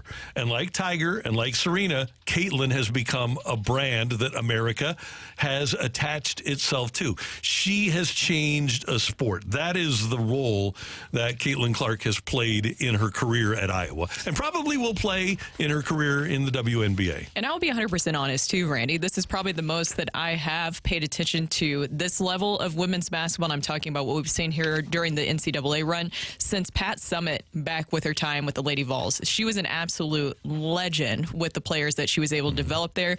And so it just kind of brought back moments of that because people always watch Pat and the players that she was developing and creating. And the Caitlyn Clark effect is real. I think that everything that she's doing, when we talked about some of the people in the industry, even people, women who have gone through what she's gone through, still trying to doubt her and trying to tear her down, she still continues to shut down all of the haters on any side, whether it's men's, women's, anything like that. Anybody who doubts her, she continues to then go out there and respond by breaking another record and continues to just break through the ceiling. This is huge for women's basketball in general, and I know there's going to be a lot of young girls who are going to go out and get basketballs, play basketball because of her. Now, a lot of the contemporaries on ESPN said that no, she really can't be in the GOAT conversation, or she can't be the GOAT because she was only going to have one championship. Breanna Stewart of UConn, who apparently played with 12 or 11 other WNBA players. She won 4 championships in 4 years at UConn. She denigrated the play of and the career of Caitlyn Clark. Here's what Diana Taurasi, one of the all-time greats, had to say on her show with Sue Bird, right? Taurasi and Bird. This is what she had to say. Yeah, this is when the show did their special kicker with SVP after one of the games. Okay, so this is what Taurasi had to say about the college career of Caitlyn Clark. Look, SVP, reality is coming. Okay. There's levels to this thing, and that's just life. We all went through it. Of course. And you see it on the NBA side, and you're going to see it on this side, where, you look superhuman playing against 18-year-olds, but you're going to come with some grown women that have been playing professional basketball for a long time. Not saying that it's not going to translate, because when you're great at what you do, you're just going to get better. But there is going to be a transition period where you're going to have to give yourself some grace as a rookie. And, it might take a little bit longer for some people. I think it's really interesting that the predominant group of people that were critical of Caitlyn Clark were female basketball players. It's absolutely disappointing is what it is, because we just talked about young girls looking up to Caitlyn Clark. Those young girls are also going to see some of the other greats talking about her in that way. And look, there's been others who have not done that, and that is the right thing to do in this situation, but it just shows jealousy and it shows intimidation. Caitlyn Clark, what she's doing is something that is transcending, and she is a generational talent. That is something that should be celebrated, because more eyes on women's basketball is better for women's basketball in general. It's better for the sport. It's better in many different aspects. You talked about Serena Williams. She's the reason why I really got to tennis. My mom, of course, got me into tennis too, but I really latched onto the sport because during the time when I was growing up, Serena Williams was Serena Williams, and I grew up watching her success. I remember some of the stories about how people would say nasty things about Serena Williams, and I'd be a young girl thinking, why? I love everything that she's doing. I want to be energetic. She might not be exactly what you thought of as an ideal tennis player, but that's what I liked, is that she broke those barriers, opening the door for many other tennis players. And Caitlyn Clark gives me that same feeling where you just know that there's going to be so many other young girls who are going to gravitate towards the sport. And I hate that there's women who were in this sport that want to try to shut out that and shut it down. It appears as if the envy has driven them crazy that she, Caitlyn Clark, has become America's sweetheart, and they never did. Exactly, and that's 100% what it is. And we have this sound, too, where there was a young girl, 9-year-old DJ. Her name was Lily Jade, and she asked Caitlyn Clark about what she would say to kids striving to be you right now. And here's Caitlyn Clark's answer. I would say, I think the biggest thing is, this is what I kind of set up my entire career is like, nobody really believed other than myself. I think confidence. I think as a young girl, like, just have confidence. A young boy, have confidence in yourself and confidence in whatever you want to be. And I think that was the thing my parents instilled in me from a young age, is like, they never told me no. They told me to know a lot about other things, but not in what I wanted to do, and what I wanted to be, and, the goals I wanted to chase after. And I would say that's the biggest thing is, you can say it, you got to work for it, you got to earn it. You don't ever want anything to be given to you. And I think that's what I'm most proud of throughout my career, is like, I've worked really hard to be in this moment. And that's where my confidence comes from. And I think that's the biggest piece of advice I'd give to the younger generation. That is someone that you want to celebrate and continue to lift up, because that is a great example for young girls out there. Absolutely. So I hope that she is as visible and is as successful in the WNBA and can continue to forge this incredible path that she has forged already. That's Brooke. I'm Randy. Coming up, the Blues are playing the Kids. Should this have happened a little earlier? That's next on 101 ESPN.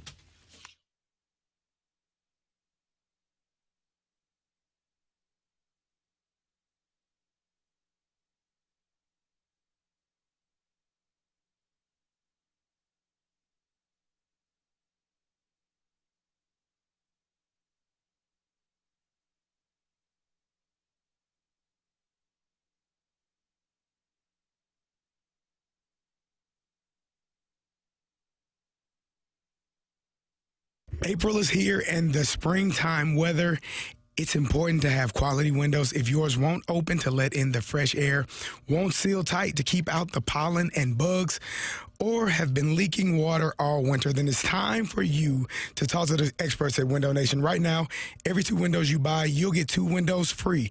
There's no limit to how much you can save. Plus, you can save even more with no interest for 24 months, no payments. Window Nation's window come with a lifetime warranty and can be installed in 1 day or less. With proven quality and service, when you buy from Window Nation, you can rest assured you'll get quality, affordable windows that meet or beat the ones from the national brand names.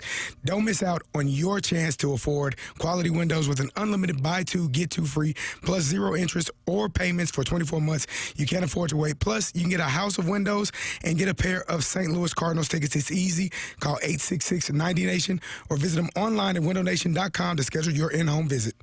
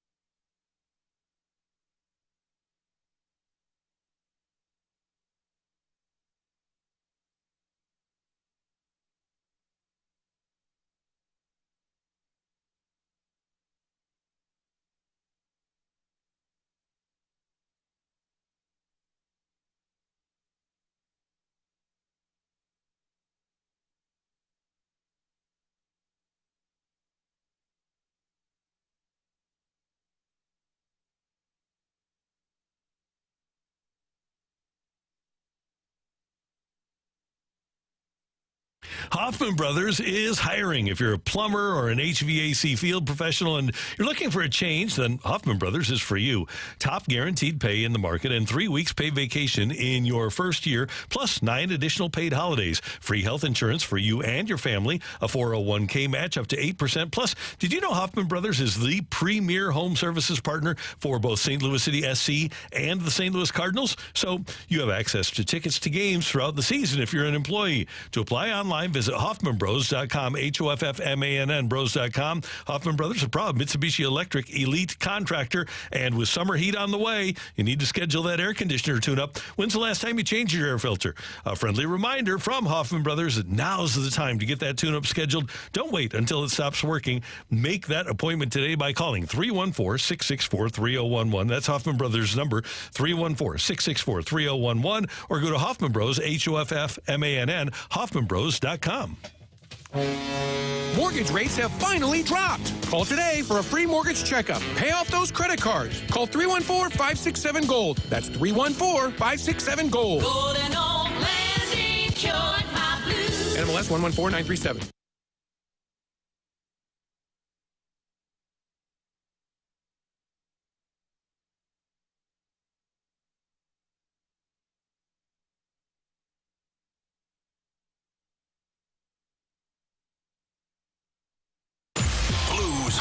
Can be heard exclusively on 101 ESPN. Get the info you need before and after every Blues game with the First Community pre- and post-game show, driven by Clement Chrysler Dodge Jeep Ram Columbia. And catch every Blues home game from the First Community Terrace. Bring out the Zamboni!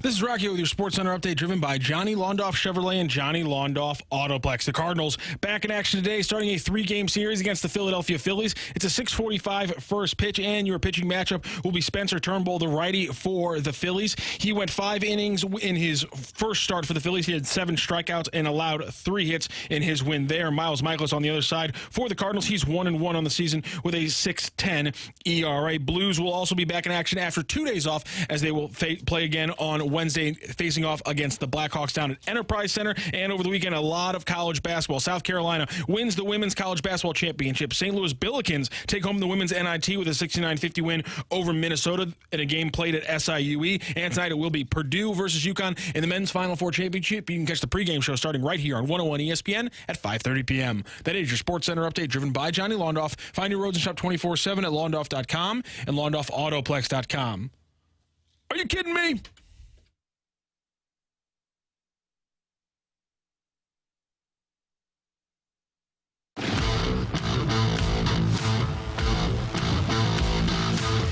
Bolduc in, he shoots, scores! Bolduc gets the Blues on the board early. 11 seconds in. Manages to gain the line, and the Blues keep coming. There's a drive by Kessel. He scores! First NHL goal. 2-1 Blues. Kessel, congratulations. Andy Zilch had the call over the weekend for the Blues' loss in San Jose and then the win over the Anaheim Ducks last night. And the Blues finally, in my opinion, are getting their youngsters into games. And, Brooke, I've thought for a while now that the Blues, there were some people that just weren't going to get any better. Kevin Hayes sat last night, this was a Saturday game. Kevin Hayes sat, Torey Krug sat, Scandella sat, Sammy Blais sat on Saturday, played last night, and the Blues were able to get people like Bolduc and Dean into the game together. Tyler Tucker has seen more time. I really like the idea that the Blues finally are getting a glimpse of what the future might be and find out what these guys are capable of at the NHL level. I wish it would have happened a little bit earlier, because realistically the Blues were out of the playoffs earlier than what they might have thought. But at least for these last 6 or 7 games, the Blues are giving the kids an opportunity. I guess my question would be, at what loss was it for you that you would have liked to see these younger players play? Definitely the last Nashville loss. Right, they were done after the last Nashville loss. They weren't going to. After that, they weren't going to make the playoffs. They just aren't good enough. No. And the veteran players. I mean, has Kevin Hayes been a disappointment for you? He's been a disappointment for me. I honestly, though, wasn't expecting anything for him. Is this bad to say? But it almost seemed like the way that they were presenting him and just how it seemed overall is that he was almost like a personality hire.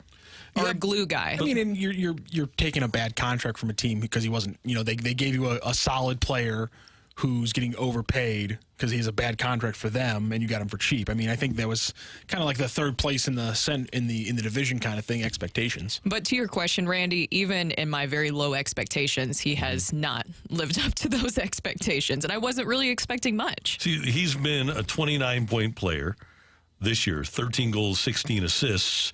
Last year in Philadelphia, he was 18 and 36 for 54 points. I just expected more from him.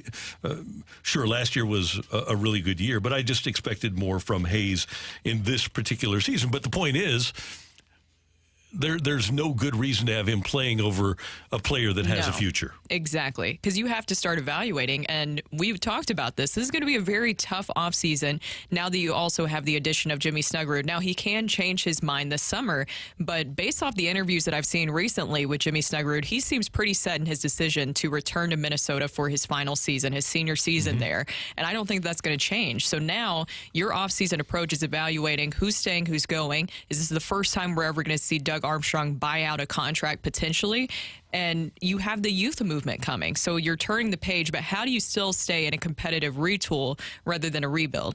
Well, they're heading into they're mathematically alive in the last week of the season. And there are games that they should have won that they didn't. You just need to be better. And when you have players, Kapanen's not going to be back next year. You have Verona coming off the books who wasn't here for most of the year, Sammy Blais. So that's a little bit of money to spend. I don't know if there's a player that's worthy of buying out that wouldn't actually hurt the Blues long term. So what I think they need to do is, number one, with the departure of Snuggerud, determine whether or not it's smart to bring Dvorsky up and see if he can get going for you. Maybe not right at the beginning of the year, but at some point in the 24-25 season. But then, like we talked to Kerbs about, Doug Armstrong needs to work some of his magic, and he needs to get a dude in here that can be the difference between winning those 4 or 5 games. How about just beating San Jose 3 times? Right? If you beat San Jose as you should have 3 times, get that guy in here, then all of a sudden you're a playoff team. Well, he also tried to do that last offseason. If you remember, they tried to move Torey Krug, but Torey Krug denied that. So he did try to work his magic in some way, but that was a case where it didn't work out for them or the Blues in that situation. I wonder how differently things would have been. But then again, you still don't have that dude, as you mentioned, and Kerb said as well, in this group. I need a guy with some more fire, some more passion. I liked that I saw Colton Parayko get in a fight with former Blue Clem Costin the other day. I like that Jordan Binnington got in a fight, but I want to see a little bit more of that guy that can kind of lead the charge, that is a leader of men, kind of like the energy that Ryan O'Reilly brought. Alex Pietrangelo, that's the difference maker that you see. And maybe Jake Neighbours, if given the opportunity to be more of a leader, can blossom into that role. That's a good point. And I think he can, but that is a lot of pressure to put on him right now when he shouldn't necessarily. He's not getting paid as a top 6 forward currently, but I think he can eventually develop in that. And I do believe that he actually has the ear of a lot of the players in that room, young and veterans. Now, here's a question for you. Can your head coach be that guy? Can he be that guy? And is Drew Bannister that guy for the Blues moving forward?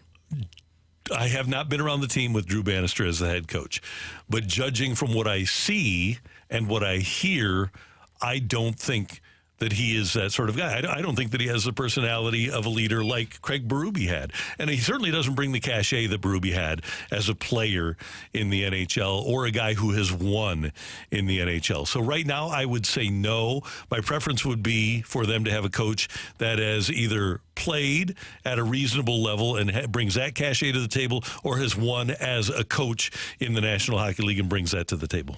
I like this tweet from 636. He's drawn a pretty hard line. If Krug and or Falk is still on the roster at the start of the next season, it was a failed offseason. That's probably not wrong. That's $13 million. And those guys, well, serviceable players are not difference makers. And that's what we're talking about. The Blues need to find another difference maker. They do. And Falk, I don't know how much of it that we've seen from him this season. It's just that he's had an injury and injuries that he's dealt with. And I hope that that's the case for him. He has not been great at times, to say the least. We've seen him with some really key turnovers, but I think that maybe, hopefully, that's more due to injuries, but I don't know. That's the other thing, is it's hard to tell or know. Here's my thing. There were nights, a lot of nights, and especially come playoff time, where Alex Pietrangelo has been the best player, was the best player on the ice. Do you ever recall a game where, this season, where Justin Falk has been the best player on the ice? No. And we certainly haven't seen that with Krug. Nothing against them. Like I said, they're serviceable players. Those are unreasonable expectations. But I think that's what the Blues need. There have been games this year where Colton Parayko has been the best player on the ice. But when you have $13 million worth of defensemen who never reach that level, then you're not wasting money, but you're not getting the most for your money. Exactly. So I'm glad the Blues are playing the kids. It's going to be difficult.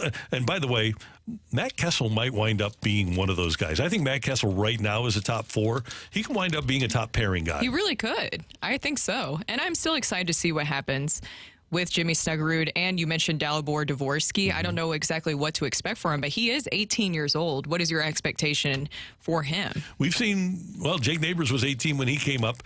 And give him a year, give him a full year, and then hopefully that next year he turns into something. And I don't completely dismiss your Jimmy Snuggerud idea that maybe things change once the summer arrives. And he can always change his mind. And here's my thing with Snuggerud. This year didn't bother me. But if he doesn't come back to the NHL or doesn't come to the NHL next year, I think next year at Minnesota, sure, it might advance him a little bit as a player, but not as an NHL player. So you're going to have another lost year from Snuggerud if he spends another year at Minnesota. So it's not the 7 games this year. It's what disappoints me is the entire season next year that you aren't going to have. And he'll be going into his junior season. He's 20 years old. I think I might have said senior earlier, but it will be his junior season. And it seems like he was very frustrated. He wanted to get back to his freshman numbers. I do get all that. I just wish if you have the opportunity, we had Jamie Rivers on where he said this, if you had the opportunity, if you're in college where somebody says, hey, you want to go play at the NHL level, we think you're ready, you take that. Yeah, but he didn't. And I wish I knew why. And maybe he is just comfortable. Maybe he just loves Minnesota. I don't know. But I don't think that his career is going to advance next year playing at Minnesota as it would if he played in St. Louis. That's Brooke. I'm Randy. Coming up, we've got Rocc Roll as we head down the stretch of this edition of the Opening Drive on 101 ESPN.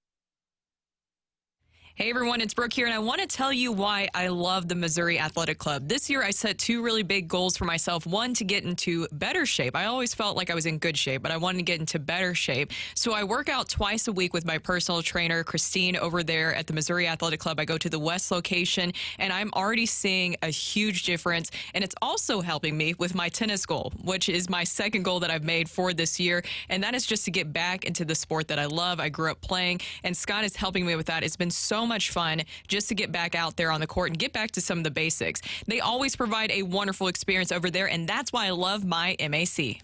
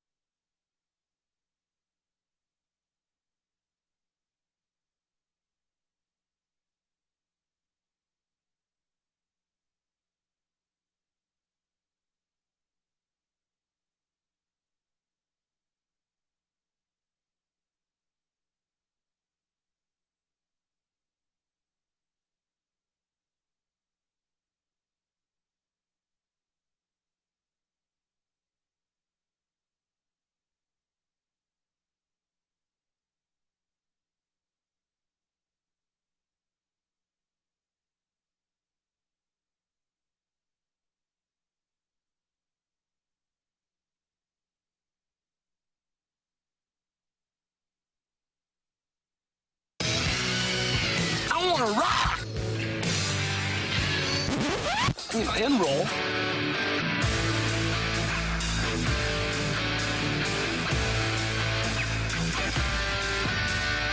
Let's rock. Let's rock today.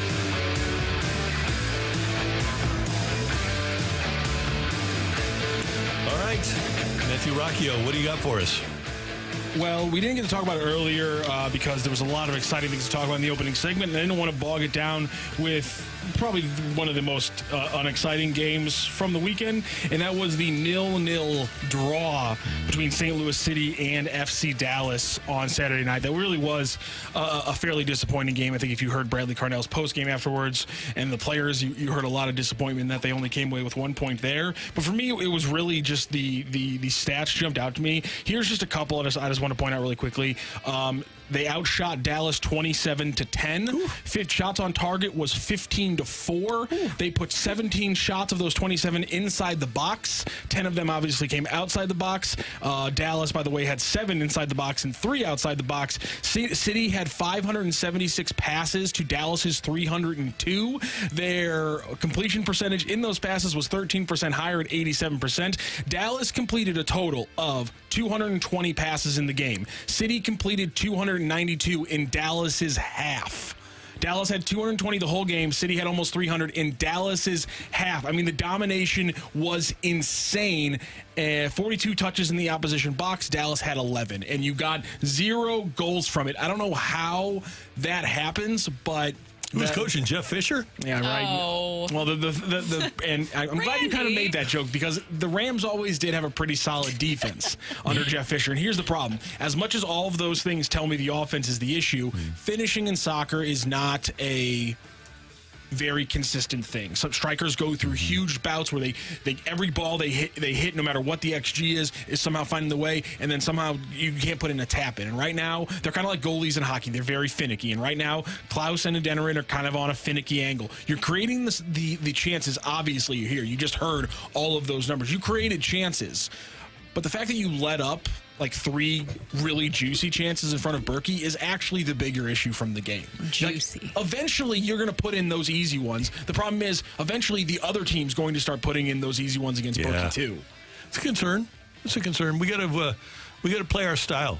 We need to maintain possession in the offensive zone. Randy, I think the issue might be that a lot of people have figured out City SC style, something that we started to see towards the end of last season. We need to acquire some more size. Oh, okay. Well, it's funny you say that because I did think if you watch that game, it's interesting that Dallas had about an inch or two on every single player that City did. And here's the thing. You knew what Dallas' strategy was. Dallas is not very good this year. So Dallas' strategy against good teams when they're away is going to be get 1 point on a 0-0 game. Dallas did what they wanted to do. They sat back, they soaked up a lot of pressure, as you could tell, and they didn't let one in.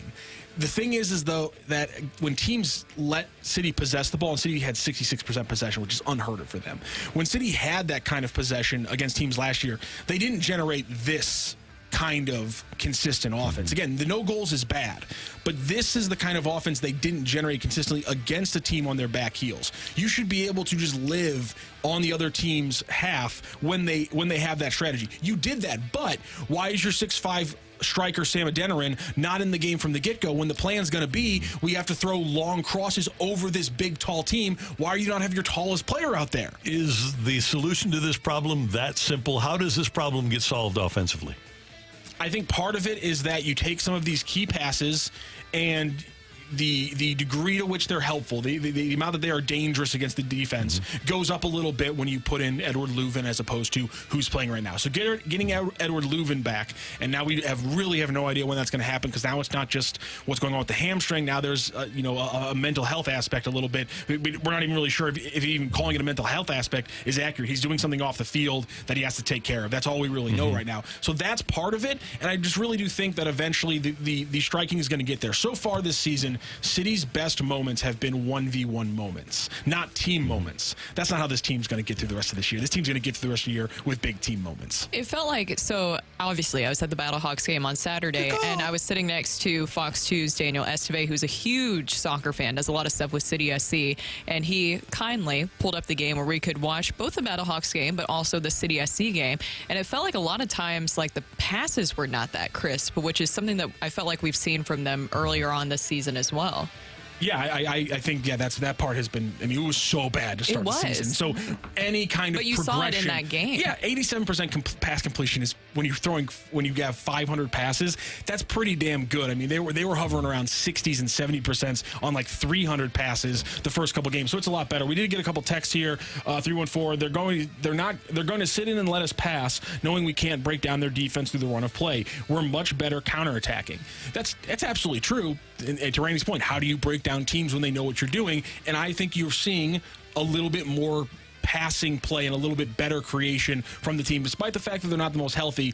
I do question, though, why is it not Klaus and Adeniran when the strategy is we're going to be throwing crosses against them all game long? They have the right coach in place to fix this. Hey, kids, you can catch the opening drive on Friday morning live from 7 to 10 for the grand opening of the new Rawlings Experience at Westport Plaza. Rawlings is opening the Rawlings Experience right here in St. Louis, and you can experience the past, present, and future for everything baseball and softball every day at the Rawlings Experience. We will be live Friday morning for the grand opening of the Rawlings Experience in Westport Plaza. Get all the details now at 101ESPN.com. The Rawlings Experience at Westport Plaza. Brooke, they're going to have a huge gold glove over at Westport. It's going to be cool. That's really cool. I won't be there. I know, I'm kind of sad bummed about that. But can you bring me back something? I will. I'll get you something. Yeah, we'll take care of you. You want a gold glove? Yeah, why not? I'll pick one up. I'll put it in my backpack for you. Okay, yeah, just 5-finger discount. No, I'm kidding. Don't do that. I didn't say that. I didn't say that. Brooke, we get invited to do a broadcast at a place, and you're just like, yeah, I was rob them. joking. It's called sarcasm. Okay, is JK? JK, all right. Is McKernan in the building today? No, Josh. Okay, Josh in Ennis today. is in the building. Tim McKernan will be back on Tuesday. Okay, good. That's tomorrow. We thank you for being a part of the show. Great job today by our producer, audio, video engineer, the one, the only Matthew Rocchio. Pleasure. Brooke, did you have fun today? I did have fun today. We want to see your face. Escalated towards the end there. I know it did. Danny Mac will rejoin us tomorrow. We thank you for tuning in, texting in, and being a part of the show. For all of us, until tomorrow morning at 7, have a great Monday, St. Louis. That's right.